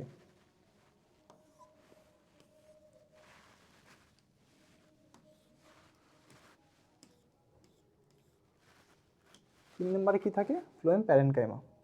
এটা হচ্ছে এক ধরনের প্যারেনকাইমার মতো কোষ, কিন্তু সাধারণ থেকে কিছুটা ডিফারেন্ট, যেটা তোমার পরিবহনে সাহায্য করে। আচ্ছা, ফ্লোয়েমের মধ্যে অবস্থিত বলে এর নাম হচ্ছে ফ্লোয়েম প্যারেনকাইমা। এগুলো হচ্ছে লম্বা টাইপের হয় এবং বেলনাকার হয়। এতে কোষপ্রাচীর পাতলা এবং সেলুলোজ নির্মিত। সেলুলোজ কি? সেলুলোজ এক ধরনের কার্বোহাইড্রেট এবং সমান পুরু থাকে। কোষ গহ্বর বড়।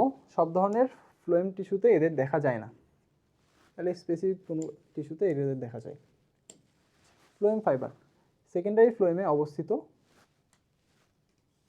স্ক্লেরেনকাইমা ফাইবারকে বলা হয় হচ্ছে ফ্লোয়েম ফাইবার। স্ক্লেরেনকাইমা ফাইবারগুলো কেমন থাকে বলো তো? এগুলো একটু শক্ত টাইপের থাকে। ঠিক আছে, এই জন্য এদের বলা হয় কি? Bast fibre.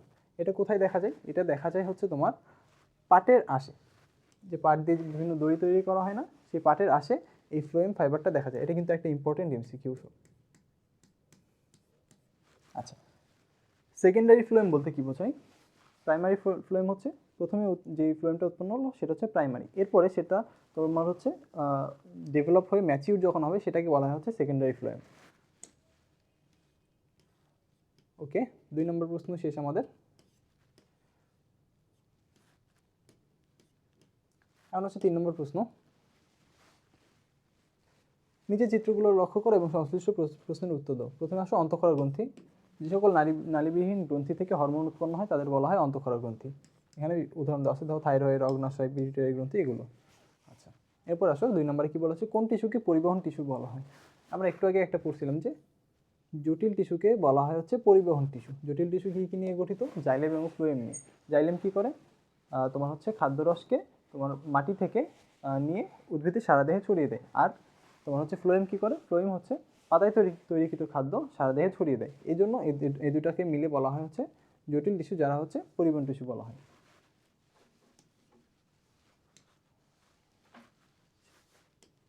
জীবদেহে চিত্র জেড এর ভূমিকা বর্ণনা করো। চিত্র জেডটা কি বলতো? এটা কি নিউরন না? এটা হচ্ছে একটা নিউরন। তাহলে নিউরন কিসের একক? স্নায়ুতন্ত্র গঠন এবং কার্যকারী একক। নিউরন কিভাবে আমাদের দেহে সাহায্য করতেছে? আচ্ছা, মেইনলি এটা হচ্ছে আমাদের দেহে উদ্দীপনা সঞ্চালনের মাধ্যমে আমাদের দেহের সকল কার্যাবলীকে নিয়ন্ত্রণ করতেছে। উদ্দীপনা কী ধরনের হতে পারে? এটা হচ্ছে সংবেদী, আর এটা হচ্ছে আজ্ঞাবাহী। সংবেদী মানে কি? যে আমি এখানে ধরো টাচ করলাম, সেই যে সিগন্যাল বা হচ্ছে উদ্দীপনা সেটাকে আমাদের কেন্দ্রীয় মস্তিষ্ক পর্যন্ত নিয়ে যাবে, যেটা যেই সিগন্যাল সেটাই হচ্ছে তোমার সংবেদী। আর কেন্দ্রীয় মস্তিষ্ক থেকে যে হচ্ছে সিগন্যালটা যাবে কোনো একটা কাজ করার জন্য, সেটা হচ্ছে আজ্ঞাবাহী তোমার হচ্ছে সিগন্যাল। দেখো, পরপর সংযুক্ত অসংখ্য নিউরন তন্তুর ভেতর দিয়ে উদ্দীপনা বা তাড়না শেষ পর্যন্ত মস্তিষ্কে পৌঁছায়। প্রতি সেকেন্ডের বেগ পায় 100 মিটার। তবে স্নায়ুর ধরনভেদে এটা তারতম্য হতে পারে। পরিবেশ থেকে সংকেত স্নায়ুর ভেতর দিয়ে প্রবাহিত হয়ে মস্তিষ্কে পৌঁছালে তাকে হচ্ছে তাড়না বা হচ্ছে উদ্দীপনা বলে। নিউরনের কার্যকারিতার ফলে উদ্দীপনার প্রয়োজনীয় অঙ্গগুলোতে সঞ্চারিত হয়। এটি আবার তার পরবর্তীতে মাংসপেশিতে সঞ্চারিত হয়। যখন মাংসপেশিতে সঞ্চারিত হয় তখন পেশিগুলো তোমার সংকুচিত হয়। যখন সংকুচিত হয় তখনই আমাদের দেহে বিভিন্ন ধরনের কার্যাবলী সম্পাদন হয়। এভাবে তোমার হচ্ছে অনুভূতির মাধ্যমে আমাদের দেহের বিভিন্ন অংশকে নিয়ন্ত্রণ করে। তাছাড়া হচ্ছে এই তাড়নাগুলো বিভিন্ন গ্রন্থিতে যখন পৌঁছায়, এটা গ্রন্থি না, এটা গ্রন্থি হবে, গ্রন্থিতে যখন পৌঁছায় সেখান থেকে বিভিন্ন ধরনের রস ক্ষরিত হয়, এনজাইম বলো হরমোন বলো, এগুলো ক্ষরিত হয়। এছাড়া অনুভূতিবাহী স্নায়ু উত্তেজিত হলে সেই উত্তেজনা মস্তিষ্কের দিকে অগ্রসর হয়ে যন্ত্রণাবোধ, স্পর্শ, জ্ঞান, দর্শন এগুলোতেও ভূমিকা রাখে। তাছাড়া এটা আমাদের মেমোরি বা তোমার হচ্ছে কোনো কিছু মনে রাখতেও সাহায্য করে। আশা করি বুঝতে পারছো। আচ্ছা, এখন দেখো ঘ নম্বরে বলা আছে জীবদেহকে সচল রাখতে এক্স এবং ওয়াই এর মধ্যে কোনটি অধিক কার্যকর? এক্স এবং ওয়াই কি সেটা দেখে। আচ্ছা, এই দুইটা কি পেশি? এটা হচ্ছে তোমার হৃদপেশি।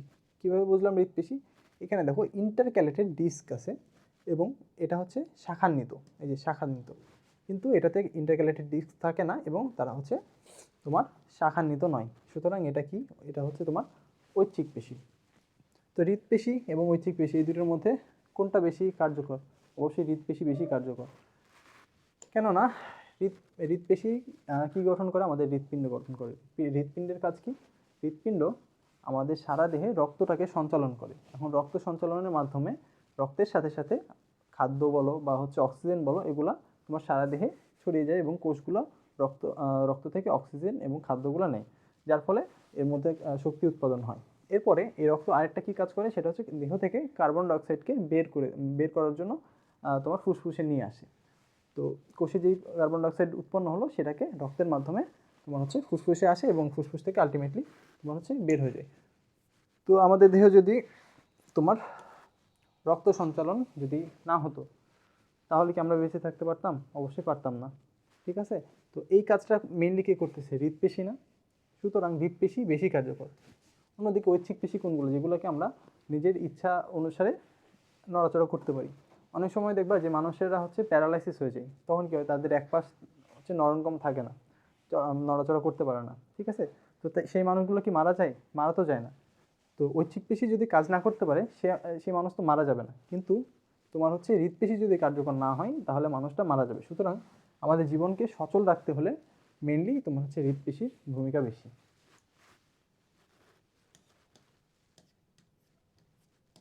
আচ্ছা, আমাদের 3টা সিকিউ হয়ে গেছে। এখন আমরা সংক্ষিপ্ত প্রশ্ন দেখব। শারীরবিদ্যাকে জীববিজ্ঞানের ভৌত শাখা বলা হয় কেন? জীববিজ্ঞানের যে শাখায় তাত্ত্বিক বিষয় নিয়ে আলোচনা করা হয় সেটাকে মেইনলি ভৌত শাখা বলা হয়। তো শারীরবিদ্যার ক্ষেত্রে আমরা কি বিভিন্ন তত্ত্বীয় বিষয়গুলো নিয়ে আলোচনা করি না?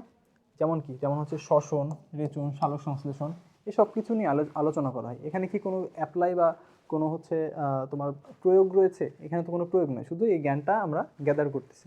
সুতরাং এটাকে এই জন্য বলা হয় হচ্ছে ভৌত শাখা। আচ্ছা, মানুষকে হেটারোট্রফিক কেন বলা হয়? হেটারোট্রফিক মানে কি? হেটারোট্রফিক মানে হচ্ছে পরভোজী, অন্য কিছুকে খেয়ে বেঁচে থাকে।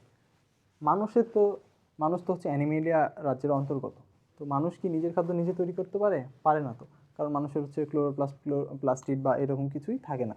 এই জন্য মানুষ খাদ্যের জন্য উদ্ভিদের ওপর বা অন্যান্য জীবের ওপর বেঁচে থাকে, বা অন্য কিছুকে খেয়ে মেনলি হচ্ছে তোমার বেঁচে থাকে। এই জন্য মানুষকে বলা হয় হচ্ছে হেটারোট্রফিক, এবং তারা খাদ্য গলাধঃকরণের মাধ্যমে গ্রহণ করে।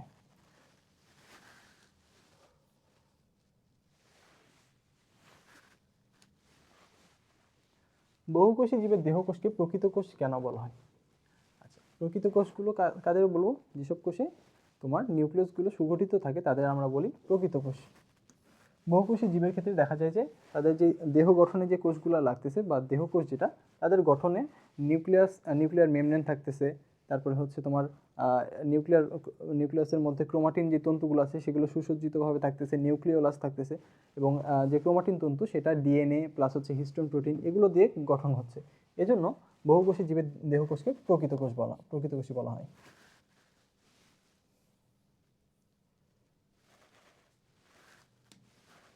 কোন কোষ অঙ্গাণুটি অন্যান্য অঙ্গাণুর জন্য বিপজ্জনক হতে পারে? ব্যাখ্যা করো। এটা হচ্ছে লাইসোজোম হবে, ঠিক আছে। সাইটোপ্লাজমের বিভিন্ন অঙ্গাণুর মধ্যে লাইসোজোম একটা অন্যতম। লাইসোজোমের মধ্যে কি থাকে? হাইড্রোলাইটিক এনজাইম বা পরিপাককারী এনজাইম। এই এনজাইমগুলো একটা ঝিল্লি দ্বারা আবৃত থাকে। ধরো এটা একটা ঝিল্লি দ্বারা আবৃত লাইসোজোম। লাইসোজোমের মধ্যে কি থাকে? Hydrolytic enzyme. কেন এই ঝিল্লিটা থাকে? যেন এই হাইড্রোলাইটিক যে এনজাইমগুলো সেগুলো যেন এই ঝিল্লি ভেদ করে বাইরে না যেতে পারে। কেননা যদি সে বাইরে চলে যায় তখন সে কী করবে? পরিপাক করবে। এখন যদি সেখানে কোনো তোমার হচ্ছে অণুজীব বা অন্যান্য কিছু না থাকে, তাহলে সে কী করবে? নিজের কোষের মধ্যে যে অন্যান্য অঙ্গাণুগুলো আছে সেগুলোকে ভাঙতে শুরু করবে। আলটিমেটলি কোষটাও ধীরে ধীরে হচ্ছে তোমার মারা যাবে বা সেল লাইসিস হবে বা ভেঙে যাবে। এ কারণেই তোমার হচ্ছে এই লাইসোজোমটা তোমার অন্যান্য অঙ্গাণুর জন্য ক্ষতিকর হতে পারে। মেনলি লাইসোজোমের ক্ষেত্রে তোমার হচ্ছে বেশ কিছু স্ট্যাবিলাইজিং ফ্যাক্টর থাকে, যেগুলো তোমার এই লাইসোজোমের যে ঝিল্লি তাকে ভাঙতে দেয় না, ঠিক আছে।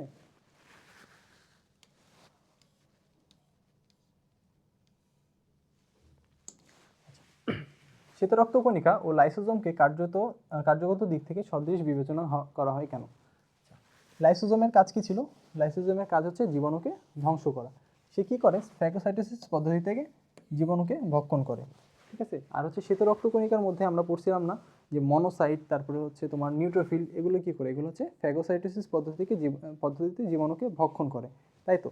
সুতরাং লাইসোজোমও জীবাণুকে ধ্বংস করতেছে ফ্যাগোসাইটোসিসের মাধ্যমে, শ্বেতরক্তকণিকাও কি করতেছে? ফ্যাগোসাইটোসিসের মাধ্যমে জীবাণুকে ভক্ষণ করছে এবং সেটাকে ধ্বংস করতেছে।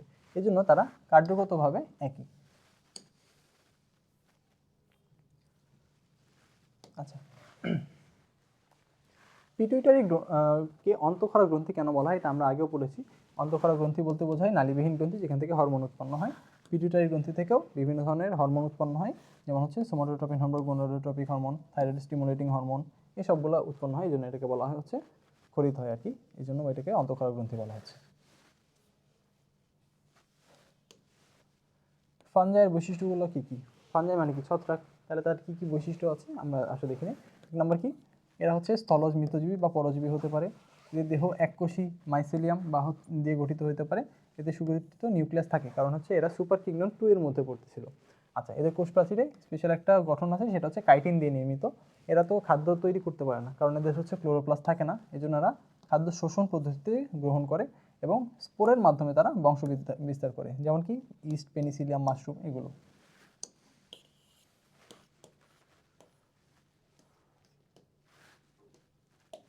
আচ্ছা, তোমার হচ্ছে সংক্ষিপ্ত প্রশ্ন শেষ হয়েছে, এখন আসো বহু নির্বাচনীতে। এক নম্বরে দেখো, কোনটি অন্তঃক্ষরা গ্রন্থি নয়? পিটুইটারি, যকৃৎ, থাইরয়েড, সুপ্রারেনাল গ্রন্থি। পিটুইটারি তোমার হচ্ছে অন্তঃক্ষরা গ্রন্থি, এখান থেকে হরমোন খরিত হয়। থাইরয়েড এটা অন্তঃক্ষরা গ্রন্থি। সুপ্রারেনাল গ্রন্থি এটা হচ্ছে অন্তঃক্ষরা গ্রন্থি। একমাত্র বহিঃক্ষরা গ্রন্থিকে যকৃৎ।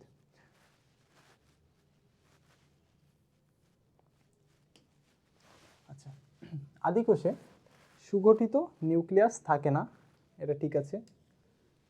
রাইবোজোম থাকে না, এটা ভুল। ক্রোমোজোমে কেবল ডিএনএ থাকে, এটা ট্রু। তাহলে 1 আর 3 সঠিক। রাইবোজোম তো সব কোষেই থাকবে, এটা তো সর্বজনীন অঙ্গাণু বা ইউনিভার্সাল অর্গানালি। কোনটি ভৌত বিজ্ঞানের অন্তর্ভুক্ত? মরফোলজি, বায়োটেকনোলজি, প্লেকোন্টোলজি, তারপর হচ্ছে বায়োকেমিস্ট্রি। উত্তর কী হবে? মরফোলজি, কারণ ভৌত বিজ্ঞানের ওই 11টার মধ্যে এটার নাম পড়তেছে।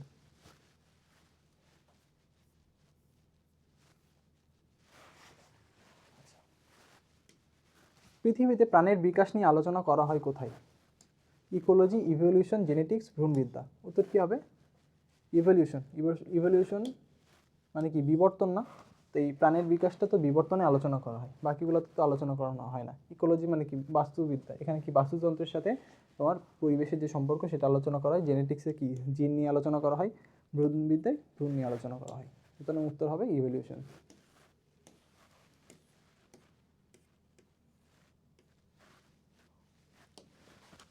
নিচের কোনটি ফলিত জীববিজ্ঞানের শাখা? হিস্টোলজি, ভ্রূণবিদ্যা, সমুদ্রবিজ্ঞান, বংশগতিবিদ্যা। এর মধ্যে উত্তর হবে হচ্ছে সমুদ্রবিজ্ঞান। বাকিগুলো কি? বাকিগুলো হচ্ছে তোমার তাত্ত্বিক বিষয় নিয়ে আলোচনা করা হয় আর কি এইগুলোতে। আর এটাতে কেবলমাত্র প্রয়োগ নিয়ে আলোচনা করা। সমুদ্রবিজ্ঞানে কি? সমুদ্রে বিভিন্ন যে সমুদ্রে যে পরিবেশ, সেখানে কী ধরনের প্রাণী বাস করে বা জীব বাস করে, সেগুলো নিয়ে তোমার হচ্ছে আলোচনা করে সে তার প্রয়োগটা নিয়ে তোমার হচ্ছে গবেষণা করা হয়।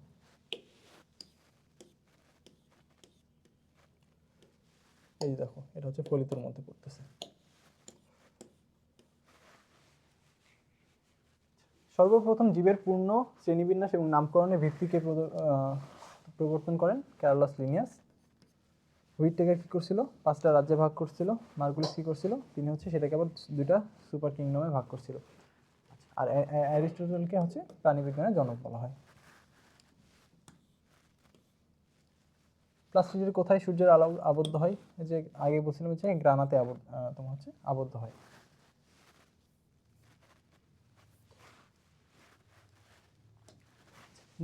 নিউক্লিওলাস কোনটি দ্বারা গঠিত হয়? ডিএনএ ও প্রোটিন, আরএনএ ও প্রোটিন, প্রোটিন ও লিপিড, লিপিড ও পলিস্যাকারাইড। আচ্ছা, এটার নিউক্লিয়াসে কী কী থাকে? বাইরে থাকে নিউক্লিয়ার মেমব্রেন, তারপরে ভেতরে কী থাকে? ভেতরে থাকে হচ্ছে তোমার বিভিন্ন ক্রোমাটিন তন্তু, এরপরে হচ্ছে নিউক্লিওলাস এবং নিউক্লিওপ্লাজম। এর মধ্যে যে নিউক্লিওলাস তোমার হচ্ছে নিউক্লিওলাসের বাইরে যে ক্রোমাটিন তন্তুগুলো থাকে সেগুলো মেনলি তোমার ডিএনএ এবং প্রোটিন দিয়ে গঠিত হয়। আর নিউক্লিওলাস যেটা, সেটা তোমার হচ্ছে আরএনএ এবং প্রোটিন দিয়ে তৈরি। আচ্ছা, আর এই নিউক্লিওলাসকে বলা হয় হচ্ছে আরএনএ তৈরির ভান্ডার।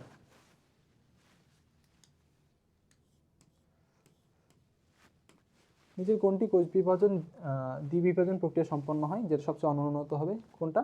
মনেরা। মনেরা সবচেয়ে অনুন্নত, সুতরাং এটাতে তোমার হচ্ছে দ্বিবিভাজন সম্পন্ন হবে, যেখানে দেখো দেওয়া আছে।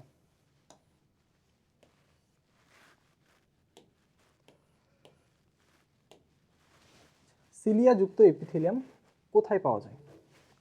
সিলিয়া কি? আচ্ছা, আগে বলি এপিথেলিয়াল টিস্যু কি।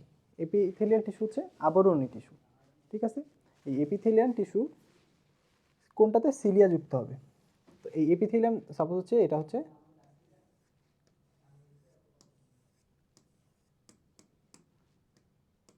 এপিথেলিয়াল টিস্যু, এটা হচ্ছে একটা লেয়ার, ঠিক আছে?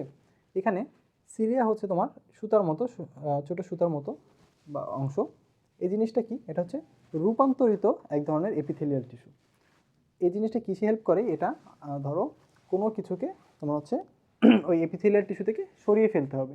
এটার কারণ, এটা করার জন্য যে ধরনের রূপান্তরিত হয় সেটা হচ্ছে সিলিয়া। সিলিয়া মেনলি কোথায় থাকে? মেনলি থাকে হচ্ছে শ্বাসনালীতে। আমরা যে শ্বাস প্রশ্বাস নিচ্ছি, এর সাথে কি বিভিন্ন ধুলাবালি যাচ্ছে না আমাদের গলার মধ্যে? তো এই শ্বাসনালীর মধ্যে যদি কোনো ধুলাবালি যায়, তখন আমরা হচ্ছে এই সিলিয়ার কারণে সেটা তোমার হচ্ছে শ্বাসনালী থেকে বের হয়ে যায় আর কি। তো এটা কোথায় থাকবে? শ্বাসনালীতে থাকবে।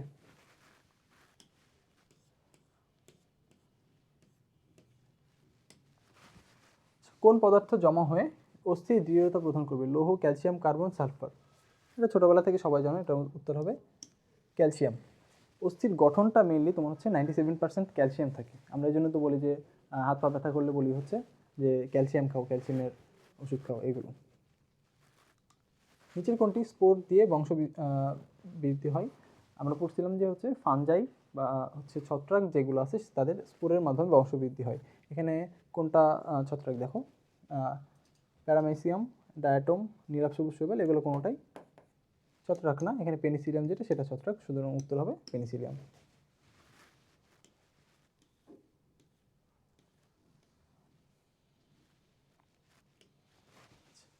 কোন ধাপটিতে প্রজাতির সংখ্যা বেশি? ঠিক আছে, আচ্ছা আমরা যেই ক্লাসিফিকেশনগুলো করছিলাম সেখানে কি কি ছিল দেখো। প্রথমে ছিল কি কিংডম, এই যে দেখো কিংডম বা রাজ্য, তারপরে কি পর্ব, তারপরে শ্রেণী, তারপরে বর্গ, তারপরে গোত্র, তারপরে গণ, তারপরে হচ্ছে প্রজাতি। আচ্ছা অপশানগুলোর মধ্যে তোমার সবার থেকে ওপরে কে ছিল? শ্রেণী না, সুতরাং এটার উত্তর হবে হচ্ছে শ্রেণী। কারণ কি গণতে যতগুলো প্রজাতি আছে তার থেকে বেশি গোত্রতে প্রজাতি আছে, গোত্রতে যতগুলো প্রজাতি থাকবে তার থেকে বেশিগুলো বর্গে থাকবে, বর্গতে যতগুলো শ্রেণী প্রজাতি থাকে তার থেকে বেশি হচ্ছে একটা শ্রেণীতে থাকবে। ক্লিয়ার? সুতরাং ওটার উত্তর হবে হচ্ছে শ্রেণী।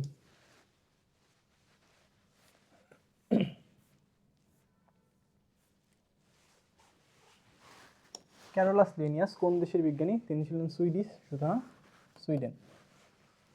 কচি ও নমনীয় কাণ্ডের দৃঢ়তা প্রদান করে যে tissue? Phloem, parenchyma, collenchyma, sclerenchyma. এটার উত্তর কি হবে? এটা হচ্ছে মুখস্থ পড়া, এটার উত্তর হবে কোলেনকাইমা। দেখো তোমাদের বইয়ে দেওয়াই আছে, এখানে সব দেওয়া আছে, দেখে নিও।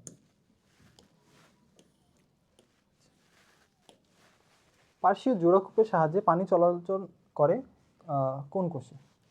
ট্র্যাকিড, ভেসেল, সিভ কোষ, সঙ্গী কোষ। আচ্ছা পানি মেইনলি চলাচল করবে হচ্ছে কিসের মাধ্যমে?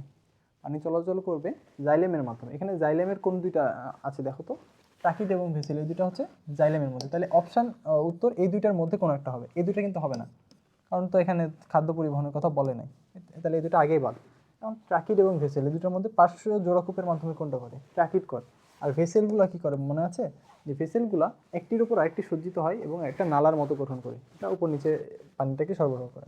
আর ট্র্যাকিড যেটা সেটা হচ্ছে পার্শ্বীয় জোড়াকূপের মাধ্যমে, এই যে দেখো পেয়ার পিটের মাধ্যমে তারা পানিটাকে পরিবহন করে।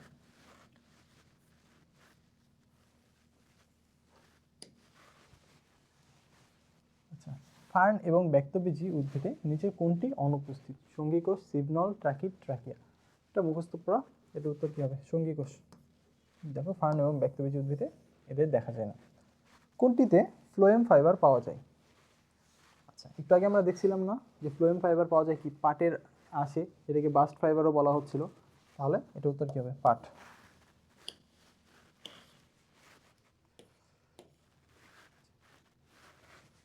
মৌমাছি নিয়ে গবেষণা করা হয় জীববিজ্ঞানের কোন শাখায়? চিকিৎসা বিজ্ঞান, কীটতত্ত্ব, ফার্মেসি, বনবিজ্ঞান। এখানে কীটতত্ত্বতে হচ্ছে তোমার মৌমাছি নিয়ে আলোচনা করা হবে, কারণ কি এটা একটা এক ধরনের ইনসেক্ট বা কীট।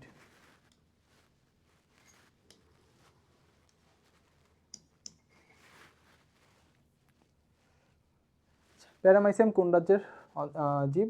এটা হচ্ছে মুখস্থ পড়া, এটার উত্তর কী হবে? প্রোটিস্টা। প্রোটিস্টার মধ্যে এটা ছিল, এই যে দেখো অ্যামিবা, প্যারামাইসিয়াম, ডায়াটম এসবগুলো হচ্ছে তোমার প্রোটিস্টা রাজ্যের অন্তর্ভুক্ত ছিল। মানবদেহে কয় ধরনের রক্তকণিকা রয়েছে? আমরা একটা সিকিউ সলভ করছিলাম, সেখানে দেখছিলাম যে মানবদেহে 3 ধরনের রক্তকণিকা আছে। কি কি? লোহিত রক্তকণিকা, শ্বেত রক্তকণিকা, আর কি? আর হচ্ছে অনুচক্রিকা।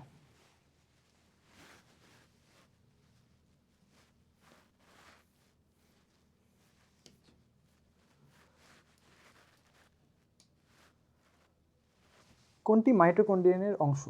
আচ্ছা একটা মাইটোকন্ড্রিয়া যদি আঁকি,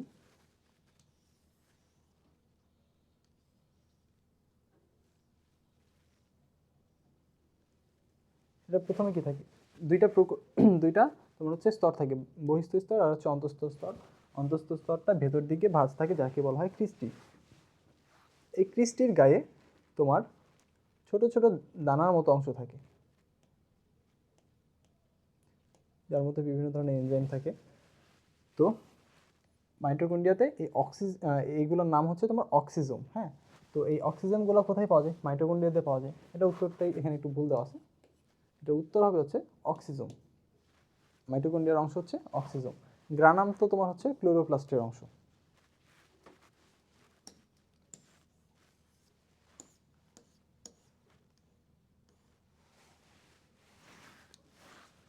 কোন টিস্যুর কোষগুলোর মাঝে ইন্টারক্যালেটেড ডিস্ক থাকে? আচ্ছা, তোমার পেশি টিস্যু কয় ধরনের ছিল? 3 ধরনের, ঐচ্ছিক, অনৈচ্ছিক আর হচ্ছে হৃৎপেশি। এর মধ্যে কেবলমাত্র হৃৎপেশিতেই ইন্টারক্যালেটেড ডিস্ক ছিল, তাই তো? সুতরাং উত্তর কী হবে? হৃৎপেশি। এই ইন্টারক্যালেটেড ডিস্কের কাজ কি জানো? এটা তোমার তোমার হচ্ছে হৃৎপেশির মধ্যে যেই সিগন্যালগুলো আদান প্রদান মানে যেতে হয় সেটার জন্য এই ইন্টারক্যালেটেড ডিস্কগুলো থাকে। এগুলো থাকার কারণে একটা কোষ থেকে আরেকটা কোষে তোমার দ্রুত তোমার সিগন্যালগুলো পরিবাহিত হয়। এই জন্যই হার্টটা একটা রিদমিক্যালি তোমার হচ্ছে সংকুচিত প্রসারিত হয়।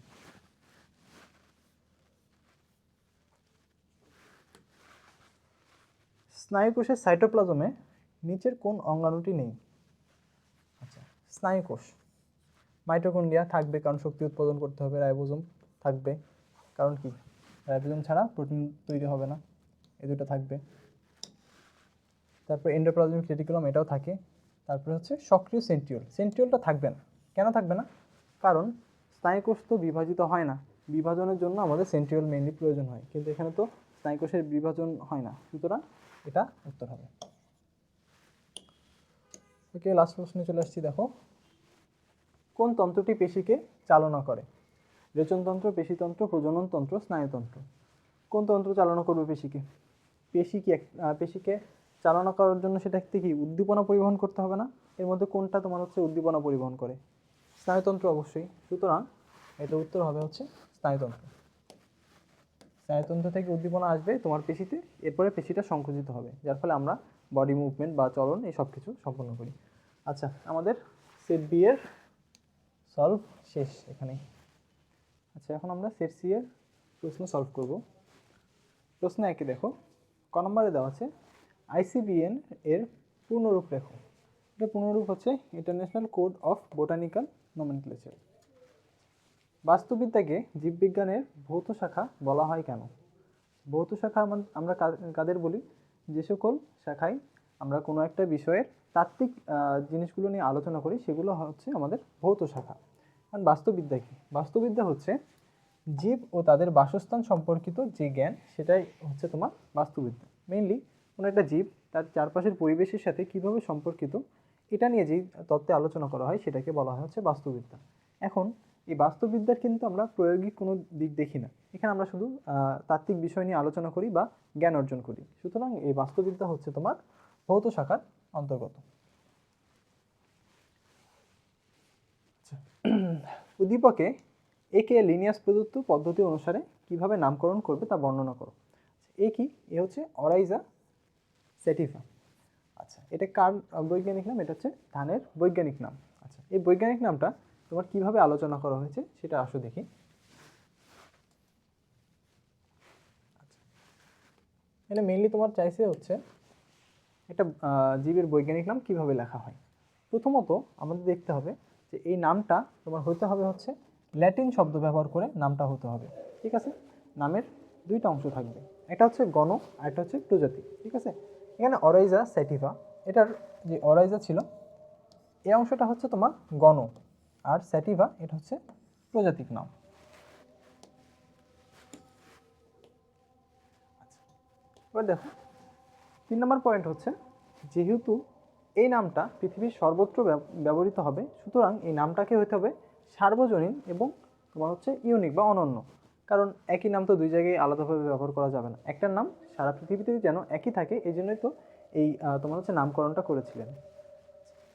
এরপরে নামের প্রথম অংশের প্রথম অক্ষর যেমন হচ্ছে অরাইজার ও, এবং বাকি এটা হবে হচ্ছে বড় হাতের বা ক্যাপিটাল লেটার, আর বাকি যেগুলো থাকবে সেগুলো হচ্ছে তোমার ছোট ছোট ক্যাপিটাল লেটারের হবে আর কি, ছোট হরফের হবে।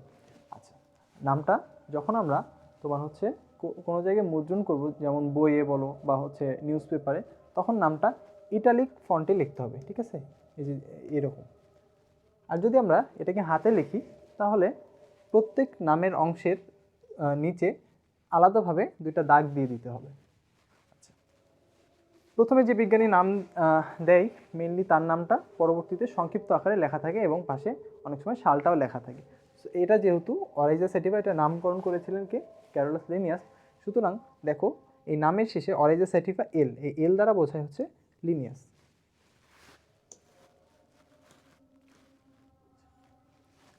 উদ্দীপকে এ ও বি রাজ্যগুলির তুলনামূলক আলোচনা সাপেক্ষে কোনটি উন্নত তা মূল্যায়ন করো। এ হচ্ছে অরেজা স্যাটিভা, মানে হচ্ছে ধান। ধানটা কোন রাজ্যের তোমার কোন রাজ্যের অন্তর্ভুক্ত ছিল? প্ল্যান্টি রাজ্যের অন্তর্ভুক্ত। আর বি হচ্ছে হোমোসেপিয়েন্স বা মানুষ, তারা কি অ্যানিমেলিয়া রাজ্যের মধ্যে অন্তর্ভুক্ত। এই দুটোর মধ্যে কোনটা উন্নত আসো আমরা আলোচনা করি।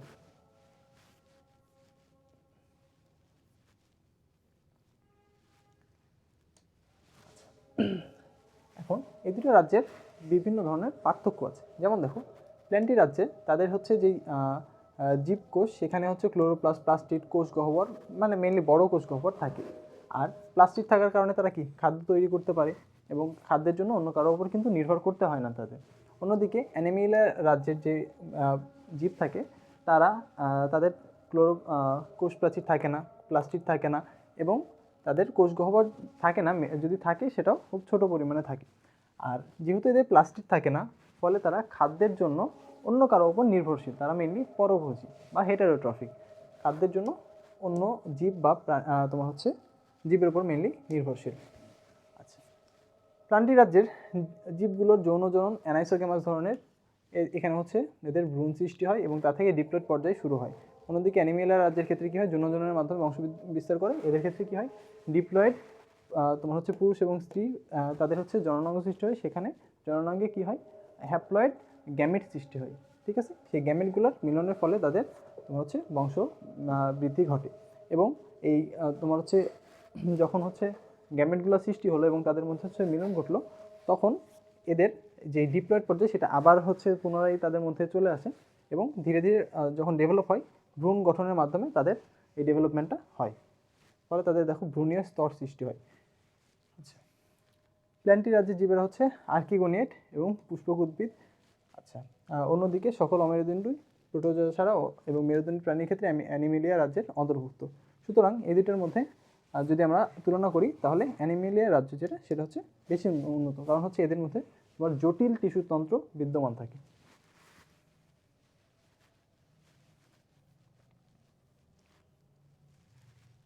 দুই নম্বর পয়েন্টে দেখো, 2 নম্বর প্রশ্ন, জীববিজ্ঞান ক্লাসে শিক্ষক কোষের বিভিন্ন অঙ্গাণু ব্যাখ্যায় একটি অঙ্গাণুর কথা বললেন যা বিজ্ঞানী বেন্ডা কর্তৃক আবিষ্কৃত।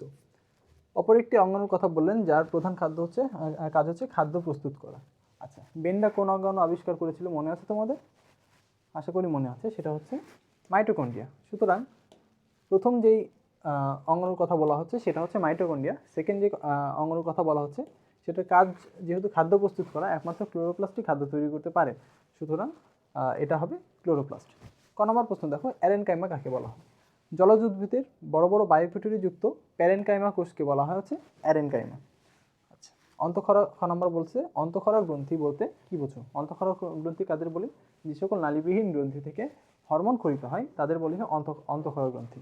যেমন হচ্ছে তোমার থাইরয়েড গ্রন্থি, অগ্নাশয়, পিটুইটারি গ্রন্থি, এগুলো থেকে তোমার হরমোন ক্ষরিত হয়। যে হরমোনগুলো রক্তের মাধ্যমে তোমার উপযুক্ত স্থানে যায় এবং সেখানে কার্য সম্পাদন করে।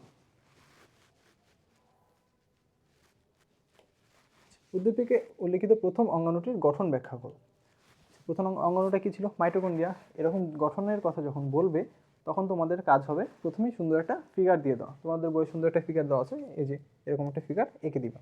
আচ্ছা, মাইটোকন্ড্রিয়ার গঠনের ক্ষেত্রে কি কি পাবো দেখো, বাইরের দিকে একটা তোমার হচ্ছে স্তর আছে এবং ভেতরের দিকে আরেকটা স্তর আছে বা আবরণী আছে। তাহলে দুইটা আবরণী পাবো, একটা হচ্ছে বহি আবরণী, একটা হচ্ছে অন্ত আবরণী। এখন বহি আবরণী দেখো স্মুথ, আর অন্ত আবরণী যেটা সেটা দেখো ভেতরের দিকে এরকম ভাঁজ হয়ে গেছে, এই যে এরকম ভাঁজ হয়ে গেছে। এরকম ভাঁজযুক্ত যে আবরণী সেটাকে বলা হয় হচ্ছে ক্রিস্টি। তাহলে এরকম দুইটা আবরণী পেলাম। এখন ক্রিস্টির গায়ে দেখো ছোট ছোট দানার মতো অংশ আছে না, এই যে এখানে এখানে, এই সবগুলা হচ্ছে অক্সিজোম। অক্সিজোমের মধ্যে বিভিন্ন ধরনের এনজাইম থাকে যেগুলো তোমার হচ্ছে খাদ্য তৈরিতে মেনলি ভূমিকা পালন করে। আচ্ছা, এই তো পাইলাম। আর হচ্ছে এই অন্ত আবরণীর মধ্যে দেখো একটা প্রকোষ্ঠের মতো অংশ সৃষ্টি হয়েছে না, এই যে এই পুরাটা, এগুলো হচ্ছে কি প্রকোষ্ঠের মতো অংশ সৃষ্টি হয়েছে। এই প্রকোষ্ঠের মধ্যে থাকে হচ্ছে ম্যাট্রিক্স বা মাতৃকা। ঠিক আছে। আচ্ছা, আমি যেগুলো বললাম এগুলো এর মধ্যে আছে। এখান থেকে এক্সট্রা কি আছে দেখো, যে বেন্ডা 1898 সালে তোমার হচ্ছে এটা আবিষ্কার করেন, আর বাকি যা বলেছি এর মধ্যে পেয়ে যাও।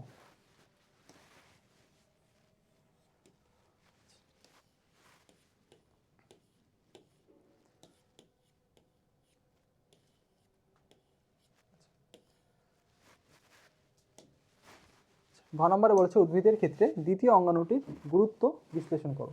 দ্বিতীয় অঙ্গটা কি ছিল আমাদের? ক্লোরোপ্লাস্ট ছিল। হচ্ছে ক্লোরোপ্লাস্টের গুরুত্বটা দেখো। আচ্ছা, ক্লোরোপ্লাস্ট মেইনলি কী করে? তারা হচ্ছে সূর্যের আলো, সেই সূর্যের আলোর উপস্থিতিতে খাদ্য তৈরি করে, তাই তো? আচ্ছা, তারা প্রথমে এই সূর্যের আলোটাকে গ্রহণ করে আলোক শক্তিকে রাসায়নিক শক্তিতে রূপান্তর করে। এরপর এই রাসায়নিক শক্তিটাকে ব্যবহার করে তারা কার্বোহাইড্রেট জাতীয় খাদ্য তৈরি করে। তো দেখো, তাহলে এরা আমাদের কিসে হেল্প করতেছে? খাদ্য তৈরি, মানে খাদ্যের জন্য হেল্প করতেছে, তাই তো? যে এদের যে এরা নিজেদের খাদ্য নিজে তৈরি করতে পারতেছে, এবং তারা বিভিন্ন ফলমূল এগুলো তৈরি করতেছে করে, যেগুলো বিভিন্ন প্রাণীরা খেয়ে বেঁচে থাকে। এটা তাহলে হচ্ছে এর একটা গুরুত্ব। সেকেন্ড গুরুত্ব কি?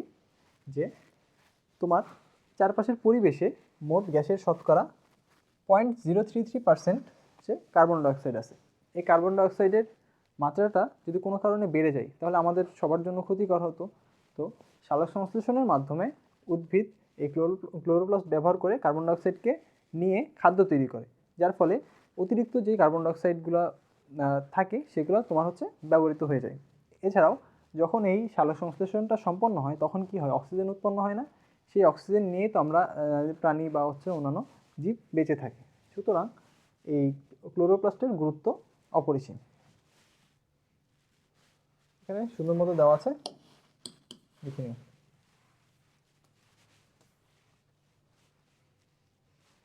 3 নম্বর প্রশ্নটা দেখো। এক্স একটি সেন্ট্রিওল বিহীন প্রাণীকোষ এবং ওয়াই সংকোচন প্রসারণে সক্ষম একটি প্রাণী টিস্যু। আচ্ছা, সেন্ট্রিওল বিহীন প্রাণীকোষ কোনটা? নিউরন। কারণ কি? নিউরন কোষের তোমার হচ্ছে কোষ বিভাজন হয় না, আর সেন্ট্রিওল যে কোষে থাকে না সেই কোষের কোষ বিভাজন হবে না। সুতরাং আমরা বুঝতে পারছি এটা হচ্ছে নিউরন। আর ওয়াই হচ্ছে সংকোচন প্রসারণে সক্ষম প্রাণী টিস্যু, এটা হচ্ছে পেশির কথা বলা হচ্ছে আর কি, পেশি টিস্যু। আচ্ছা, দ্বিপদ নামকরণ কাকে বলে? আইসিবিএন এবং আইসিজেডএন এর নীতিমালা অনুসারে তোমার হচ্ছে কোনো একটা গণনামের শেষে একটি প্রজাতির নাম যুক্ত করে দুই পদ বিশিষ্ট যে নির্দিষ্ট প্রজাতির জন্য একটা নির্দিষ্ট নামকরণ করা হয় বা বৈজ্ঞানিক নামকরণ করা হয় সেটাকে বলা হয় হচ্ছে দ্বিপদ নামকরণ। এটা কে করছিলেন? Carolus Linnaeus. আচ্ছা, লাইসোজোমের কাজ কি? লাইসোজোমের কাজ হচ্ছে এর মধ্যে হচ্ছে বিভিন্ন পরিপাককারী এনজাইম থাকে, এর মাধ্যমে তারা জীবাণুকে ধ্বংস করে। তাহলে জীবকোষকে জীবাণু থেকে ধ্বংস করবে। তারপরে কি করে? এর উৎসেচক বা এনজাইম আগত জীবাণুগুলোকে হজম করে ফেলে। আর অনেক সময় লাইসোজোমের যে প্রাচীর সেটা হচ্ছে ক্ষতিগ্রস্ত হতে পারে। যদি সেটা ক্ষতিগ্রস্ত হয়ে যায় তাহলে কোষ নিজের যে অঙ্গাণু আছে সেগুলাই হচ্ছে মারা যেতে পারে। অর্থাৎ লাইসোজোম নিজের কোষের পরিপাকেও হেল্প করে, মানে হচ্ছে তোমার ভূমিকা রাখে। তো আমরা যখন হচ্ছে ধরো রোজা রাখি তখন কি হয়? তখন আমাদের বডিতে যে টক্সিক যে সেলগুলো ছিল না সেই সেলগুলা লাইসোজোমের উপস্থিতিতে ভেঙে যায়। কারণ যখন অনেকক্ষণ ধরে না খাওয়া হয় তখন এই লাইসোজোমের যে প্রাচীর সেখানে তোমার হচ্ছে ছিদ্র সৃষ্টি হয়, ফলে এখানকার যে এনজাইমগুলো আছে সেগুলো বের হয়ে যায় এবং পুরো কোষটাকেই ভেঙে ফেলে। এটাকে বলা হচ্ছে অটোলাইসিস।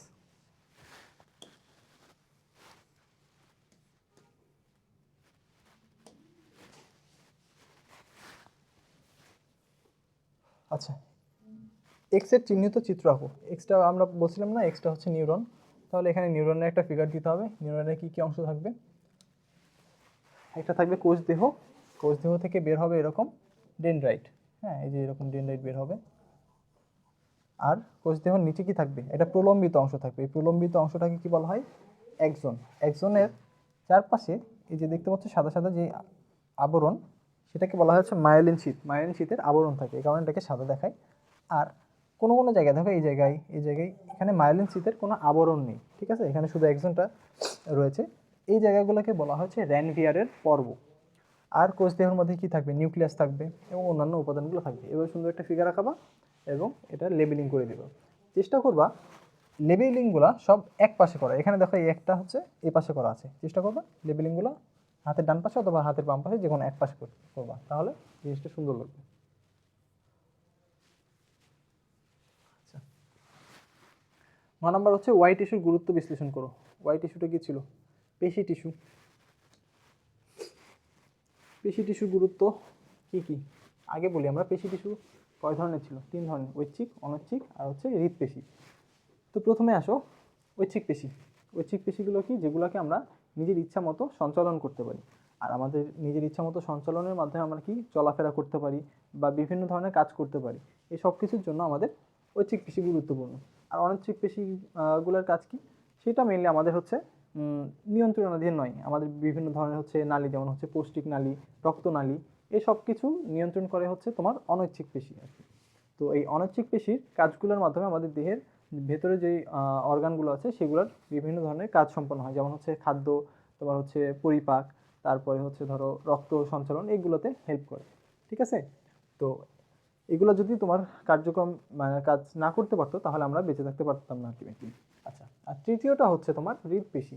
হৃদপেশির গুরুত্ব তো অবশ্যই অনেক, কারণ হৃদপেশি তোমার সারা দেহে রক্তকে সঞ্চালন করে, আর রক্ত সঞ্চালন যদি একবার বন্ধ হয়ে যায় তাহলে জীবটি মারা যাবে। এই জন্য বলা যায় যে এই পেশি টিস্যুর গুরুত্ব অপরিসীম।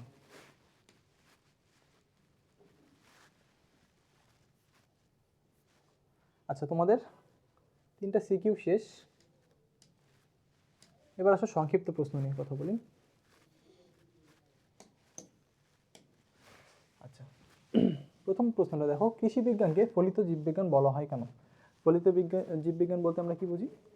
জীববিজ্ঞানের যে শাখায় কোনো একটা বিষয়ের প্রায়োগিক দিক সম্পর্কে আলোচনা করা হয় এবং সেটাকে প্রয়োগ করা হয় বাস্তব ক্ষেত্রে, সেটাই হচ্ছে তোমার ফলিত জীববিজ্ঞান। কৃষি বিজ্ঞানে আমরা কৃষির বিভিন্ন ধরনের কাঁচামাল বলো বা হচ্ছে খাদ্য উৎপাদন, শস্য, এই সব কিছু নিয়ে তোমার বিশ্লেষণ করা হয় এবং কিভাবে এগুলোকে উন্নত করা যায়, খাদ্য উৎপাদন কিভাবে বাড়ানো যায়, এসবগুলো নিয়ে তোমার হচ্ছে আলোচনা করা হয় এবং সেটার প্রয়োগও করা হয়। তো বর্তমানকালে দেখবা যে অনেক বন্যা কবলিত এলাকাতে এমন ধান লাগানো হয় যেগুলা তোমার বন্যার পানিতেও বেঁচে থাকতে পারে বা দ্বিগুণ উৎপাদনশীল জাত আবিষ্কার করা সম্ভব হচ্ছে। এই সব কিছু তোমার কৃষি বিজ্ঞানের আলোচনা করা হয় আর কি, এই জন্য এটাকে ফলিত জীববিজ্ঞান বলা হচ্ছে। আচ্ছা, প্রোটিস্টা রাজ্যের জীবগুলোকে ইউক্যারিওট বলা হয় কেন? ইউক্যারিওট মানে কি? মানে হচ্ছে তাদের হচ্ছে নিউক্লিয়াসটা সুগঠিত বা প্রকৃত কোষযুক্ত। ঠিক আছে? প্রোটিস্টা রাজ্যের জীবগুলো হচ্ছে ইউক্যারিওট, কারণ এদের হচ্ছে প্রকৃত কোষ থাকে, অর্থাৎ নিউক্লিয়াস সুগঠিত থাকে, রাইবোজোম সহ অন্যান্য কোষের সকল উপাদান থাকে, ক্রোমাটিন বস্তুতে ডিএনএ, আরএনএ, প্রোটিন, এই সব কিছু থাকে। এই জন্য আমরা এদের হচ্ছে ইউক্যারিওট বলা হয়। অ্যামিবা কোন রাজ্যের অন্তর্গত? অ্যামিবা হচ্ছে প্রোটিস্টা রাজ্যের অন্তর্গত, কারণ এর যে বৈশিষ্ট্যগুলো সেটা প্রোটিস্টা রাজ্যের সাথে মিলে যায়। কী কী বৈশিষ্ট্য দেখো, এরা হচ্ছে এককোষী এবং সুগঠিত নিউক্লিয়াস বিশিষ্ট থাকে। ক্রোমাটিন বস্তুগুলো নিউক্লিয়ার পর্দা দিয়ে হচ্ছে নিউক্লিয়াসের মধ্যে আবৃত থাকে এবং এতে ডিএনএ, আরএনএ, প্রোটিন এসব কিছু থাকে। এরা খাদ্য গ্রহণ করে হচ্ছে শোষণ বা গ্রহণ পদ্ধতিতে। এদের অযৌন জনন ঘটে হচ্ছে মাইটোসিস কোষ বিভাজনের মাধ্যমে, আর যৌন জনন সম্পন্ন হয় হচ্ছে কনজুগেশনের মাধ্যমে। যেহেতু এদের কোনো যৌন জননে কোনো গ্যামেট উৎপন্ন হয় না বা পুংগ্যামেট, স্ত্রী গ্যামেট এগুলো উৎপন্ন হয় না, সুতরাং এদের কোনো ভ্রূণ গঠিত হবে না। আশা করি বুঝতে পেরেছ। 4 নম্বর প্রশ্ন দেখো, কোষের শক্তিঘর কাকে বলা হয়? কোন অঙ্গাণুটা শক্তি উৎপাদন করে বলো তো? মাইটোকন্ড্রিয়া। সুতরাং কোষের শক্তিঘর কাকে বলা হবে? মাইটোকন্ড্রিয়াতে। মাইটোকন্ড্রিয়াতে বিভিন্ন ধরনের এনজাইম থাকে, যে এনজাইমগুলা তোমার হচ্ছে শক্তি উৎপাদনে হেল্প করে। যেমন আমরা যদি বলি যে গ্লুকোজকে ভেঙে শক্তি উৎপাদন করব, ঠিক আছে? এখানে এই গ্লুকোজকে ভেঙে শক্তি উৎপাদনের জন্য 4টা ধাপ আছে, যার মধ্যে যে গ্লাইকোলাইসিস, এটা বাদে বাকি যেই ধাপগুলো রয়েছে সবগুলো তোমার এই মাইটোকন্ড্রিয়াতে সম্পন্ন হয়। এই জন্য মাইটোকন্ড্রিয়াকে বলা হচ্ছে শক্তিঘর বা পাওয়ার হাউস। নিউরন বিভাজিত হয় না কেন? নিউরন কোষে কি তোমার হচ্ছে সেন্ট্রিওল, সেন্ট্রিজোম এগুলো কিছু থাকে? থাকে না, সেহেতু আর সেন্ট্রিওলটা প্রয়োজন কেন? ওই যে তোমার হচ্ছে স্পিন্ডল ফাইবারগুলো তৈরি করার জন্য, যেটা কোষ বিভাজনে হেল্প করে। তো যদি নিউরনে যদি হচ্ছে তোমার এই সেন্ট্রিওল, সেন্ট্রিজোম না থাকে তাহলে তারা স্পিন্ডল ফাইবার তৈরি করতে পারবে না, ফলে তারা কোষ বিভাজনও করতে পারবে না। এই জন্যই এই কোষটা বিভাজিত হয় না। ক্রোমাটিন জালিকাকে কখন ক্রোমোজোম হিসেবে দেখা যায়? ক্রোমাটিন জালিকাটা কি? নিউক্লিয়াসের মধ্যে যে সুতার মতো অংশ দেখতে পাই সেটা হচ্ছে তোমার ক্রোমাটিন জালিকা। এটা মেইনলি যখন কোষ বিশ্রামকালে থাকে তখন হচ্ছে এই ক্রোমাটিন জালিকা রূপে দেখা যায়। আর কখন ক্রোমোজোম রূপে দেখব? যখন কোষ বিভাজনের সময় এরা মোটা এবং খাটো হবে, তখন এদের হচ্ছে আলাদা ক্রোমোজোম হিসেবে দেখা যাবে। ঠিক আছে? 7 নম্বর প্রশ্ন, প্যারেনকাইমাকে সরল টিস্যু বলা হয় কেন? ঠিক আছে, যে স্থায়ী টিস্যুর তোমার হচ্ছে কোষগুলার আকার, আকৃতি, গঠন, কাজ সবগুলা মানে একই, সব একই, সেগুলোকে বলা হয় হচ্ছে তোমার সরল টিস্যু। এখন প্যারেনকাইমা টিস্যু যে কোষগুলো রয়েছে, সেই কোষগুলোর আকার, আকৃতি সব কিছু একই এবং তাদের গঠনও একই। ঠিক আছে, এই দেখো কোষের আকার, আকৃতি, গঠন দিক থেকে একই, এজন্য এদের বলা হয় হচ্ছে তোমার সরল টিস্যু। আর প্যারেনকাইমার কাজ কি? তারা হচ্ছে দেহ গঠন, খাদ্য প্রস্তুত, খাদ্য সঞ্চয়, এই সব কিছু করবে। তাহলে শর্ট কোশ্চেনও হয়ে গেল। এবার আসো এমসিকিউ বা বহু নির্বাচনী। জীববিজ্ঞানের জনককে? অ্যারিস্টটল হচ্ছে জীববিজ্ঞানের জনক। মার্গুলিস কী করছিল? দুইটা সুপার কিংডমে ভাগ করছিল। হুইটেকার কী করছিল? পাঁচটা রাজ্য বা কিংডমে ভাগ করছিল। ক্যারোলাস লিনিয়াস দ্বিপদ নামকরণের জনক এবং ট্যাক্সোনমি জনক। নিচের কোনটি ফলিত জীববিজ্ঞানের শাখা? আচ্ছা, জেনেটিক্স না, এটা হচ্ছে ভৌত।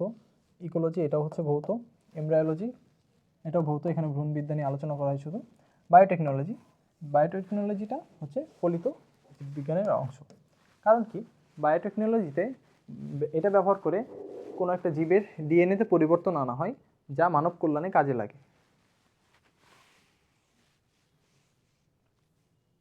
মানে 17টা পয়েন্ট আছে, এর মধ্যে দেখবো যে পয়েন্টটা আছে। জীবজগৎ কি উদ্ভিদ জগৎ এবং প্রাণী জগৎ এই দুই ভাগে ভাগ করেন কি? এটা হচ্ছে তোমার ভাগ করা হচ্ছে লিনিয়াস, ক্যারোলাস লিনিয়াস, তিনি হচ্ছে এই দুই ভাগে ভাগ করেন। দেহের অনুপাতে মস্তিষ্ক বড় কোন প্রাণীর? মানুষ। এই জন্যই তো মানুষের বুদ্ধি সব থেকে বেশি।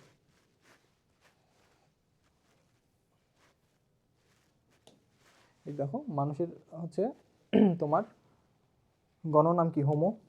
কারণ কি? দেহের অনুপাতে মস্তিষ্ক সবচেয়ে বড়।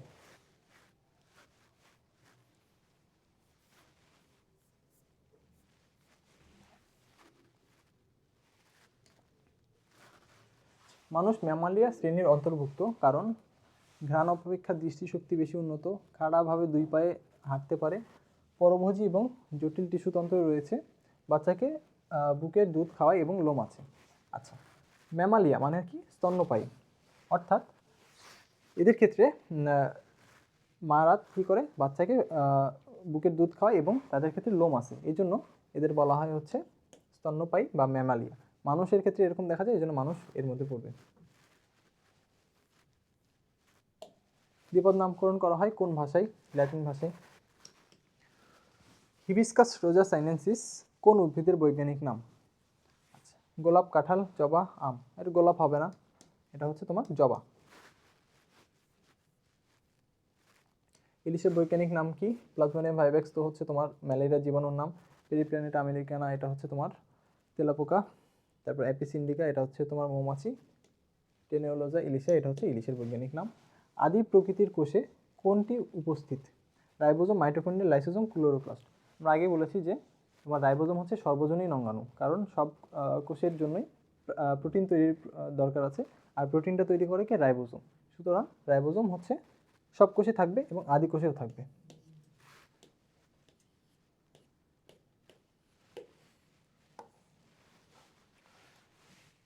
দশ নম্বর দেখো, কোন পদ্ধতিতে জনন মাতৃকোষের বিভাজন ঘটে? জনন মাতৃকোষ বিভাজিত হয়ে কী করবে? জনন কোষ উৎপন্ন করবে। আর এই কোষে এই সময় তোমার হচ্ছে মায়োসিস কোষ বিভাজনের প্রয়োজন রয়েছে, কারণ মায়োসিস না হলে ওই ডিপ্লয়েড জনন মাতৃকোষটা হ্যাপ্লয়েডে তো পরিণত হবে না, কেবলমাত্র মায়োসিসের মাধ্যমে এটা সম্ভব। আচ্ছা, তোমাদের এখন যদি এখানে বলতো যে জননাঙ্গ তৈরি করে কি, তাহলে এটার উত্তর কি হতো? এটার উত্তর হতো হচ্ছে মাইটোসিস।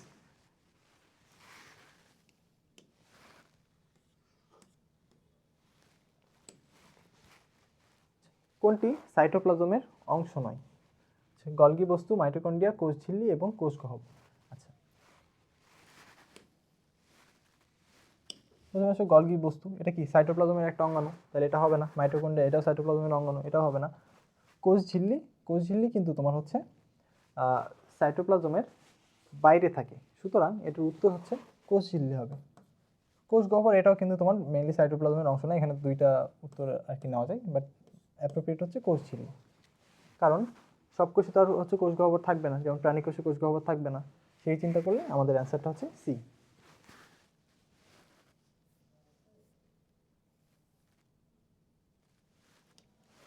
নিচের কোনটি কোষ গহ্বর সৃষ্টিতে সাহায্য করে? আন্তঃপ্লাজমীয় জালিকা, প্লাস্টিড, গলগি বডি, মাইটোকন্ড্রিয়া। প্লাস্টিডের কাজ কি?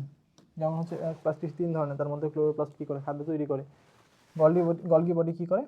এটা হচ্ছে তোমার খাদ্যবস্তুকে পরিবহন, তারপর হচ্ছে কার্বোহাইড্রেট ফ্যাক্টরি, এগুলো হিসেবে কাজ করে। মাইটোকন্ড্রিয়া কি? শক্তি উৎপাদনে সাহায্য করে। তাহলে এগুলো কোনোটাই হবে না, উত্তর হবে কি এন্ডোপ্লাজমিক রেটিকুলাম বা আন্তঃপ্লাজমীয় জালিকা। দেখো এখান থেকে সৃষ্টি হয় ভেসিকল বা ক্ষুদ্র থলিকা।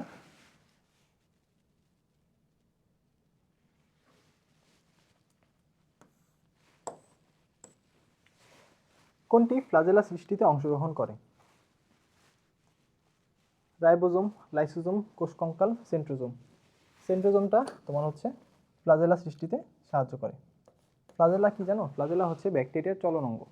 ব্যাকটেরিয়াগুলো কি জেনারেলি এককোষী হয়, তো তাদের হচ্ছে চলাচলের জন্য তোমার হচ্ছে লেজের মতো যে অংশ সৃষ্টি হয় সেটা হচ্ছে ফ্লাজেলা। আবার এই সেন্ট্রোজোম কী করে জানো? শুক্রাণুর লেজ তৈরিতেও সেন্ট্রোজোমটা কাজে লাগে।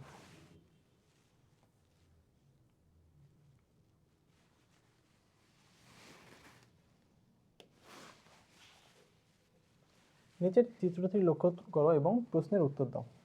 সেখানে একটা চিত্র দেওয়া হয়েছে, এখানে একটা এ মার্কিং করা আছে। মার্কিংয়ে এখানে দেখো নিউক্লিয়াস আছে একটা, আর এর পাশে একটা নলের মতো একটা অংশ দেখতে পাচ্ছি। এটা হচ্ছে তোমার সিভ নল। তাহলে সিভ নলের সাথে যেটা থাকে নিউক্লিয়াস যুক্ত বড়, সেটাকে কী বলি আমরা? সেটাকে আমরা কী বলি? সঙ্গী কোষ। সুতরাং এখানে যেটা বলা হয়েছে যে চিত্রের এ চিহ্নিত অংশে কোনটি দেখানো হয়েছে, এটা কি? এটা হচ্ছে তোমার সঙ্গী কোষ। কোনটি জাইলেম কোষ নয়? জাইলেমের 4টা কোষ আছে না? কি কি? Tracheid, vessel, xylem parenchyma, xylem fibre. তাহলে জাইলেম প্যারেনকাইমা এটা হবে না। আচ্ছা, জাইলেম ফাইবার অপর নাম হচ্ছে উড ফাইবার, তাহলে এটাও হবে না। ভেসেল এটাও হবে না। উত্তর কি হবে? উত্তর হচ্ছে তোমার সিভ কোষ। এটা কিসের অংশ? ফ্লোয়েমের অংশ।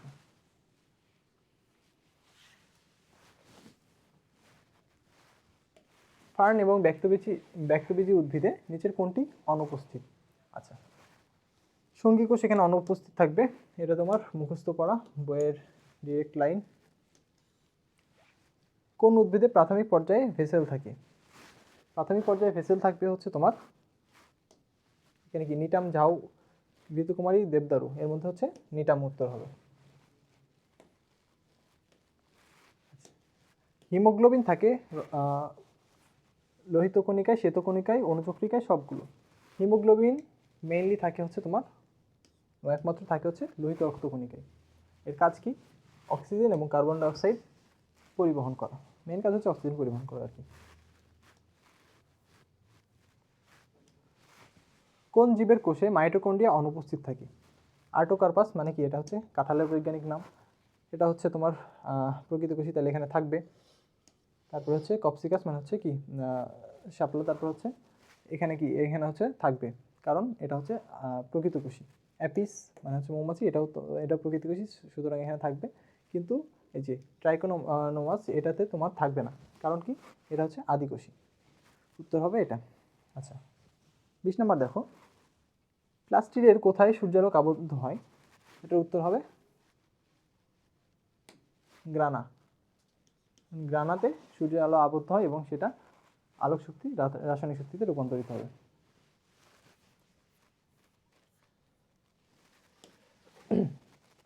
একাধিক প্রাণকেন্দ্র দেখা যায়। প্রাণকেন্দ্র বলতে এখানে তোমার নিউক্লিয়াসের কথা বলা হচ্ছে। তাহলে নিউক্লিয়াস একাধিক রয়েছে কোথায়? পেশি টিস্যু, যোজক কলা টিস্যু, স্নায়ু টিস্যু, নাকি হচ্ছে আবরণী টিস্যু? এই সবগুলোতে যোজক টিস্যুতে একটা থাকে, আবরণী টিস্যুতে একটা, স্নায়ু টিস্যুতে একটা, একমাত্র পেশি টিস্যুতে থাকে। তা সব পেশি টিস্যু না, তোমার হচ্ছে যেটা ঐচ্ছিক পেশি সেখানে তোমার হচ্ছে একাধিক নিউক্লিয়াস থাকে, কারণ এই নিউক্লিয়াস তোমার হচ্ছে ওটাতে গুরুত্বপূর্ণ ভূমিকা পালন করে, বাকিগুলোতে একটা করে থাকে। কোনটি অন্তঃক্ষরা গ্রন্থি নয়? যে গ্রন্থি কোনো হরমোন ক্ষরণ করবে না সেটাই তো অন্তঃক্ষরা গ্রন্থি। আচ্ছা, পিটুইটারি গ্রন্থি হরমোন ক্ষরণ করে, সুতরাং এটা হবে না। থাইরয়েড, সুপ্রারেনাল, এই সবগুলো হচ্ছে তোমার হরমোন ক্ষরণ করে, সুতরাং এটার উত্তর হবে হচ্ছে যকৃৎ। যকৃৎ হচ্ছে বাইল উৎপন্ন হয় বা পিত্তরস, পিত্ত উৎপন্ন হয় আর কি। নিচের কোনটির সাথে আইপিস এবং অবজেক্টিভ লেন্সগুলো লাগানো থাকে? বডি টিউব, স্টেজ, বেজ, তারপর হচ্ছে টানা নল। এটা হচ্ছে তোমার মাইক্রোস্কোপের গঠন থেকে তোমার হচ্ছে দেওয়া হয়েছে। মাইক্রোস্কোপের গঠনটা যদি ঠিকমতো লক্ষ্য করো তাহলে দেখবা যে বডি টিউব থাকে, তার সাথে তোমার মেইনলি এই তোমার হচ্ছে আইপিস অবজেক্ট এগুলো লাগানো থাকে। আইপিস মানে যেটা দিয়ে দেখবো, আর অবজেক্টিভ লেন্স হচ্ছে যে লেন্সটা দিয়ে আমরা হচ্ছে জিনিসটাকে ফোকাস করব, এটা হচ্ছে লাগানো থাকবে বডি টিউবের সাথে। বহুকোষী শৈবাল কোন রাজ্যের অন্তর্ভুক্ত? আচ্ছা, শৈবাল বা এই টাইপের যেগুলো থাকে সেগুলো মেইনলি প্রোটিস্টা রাজ্যের অন্তর্ভুক্ত হয়। কত সালে টমাস ক্যালভিয়ার স্মিথ জীবজগতের প্রোটিস্টাকে প্রোটোজোয়া এবং ক্রোমিস্টা এই দুই ভাগে ভাগ করেন? এটা হচ্ছে উত্তর হবে 2004 সালে। 2004 সালে ক্যালভিয়ার স্মিথ জীবজগৎকে প্রোটিস্টা এবং প্রোটোজোয়া ক্রোমিস্টা এই নামে হচ্ছে দুই ভাগে ভাগ করা হয়। আচ্ছা, এর মাধ্যমে তোমাদের আজকে এই তোমার সেট সি এর উত্তরটা সম্পন্ন হলো। তোমরা সবাই ভালো থাকবে।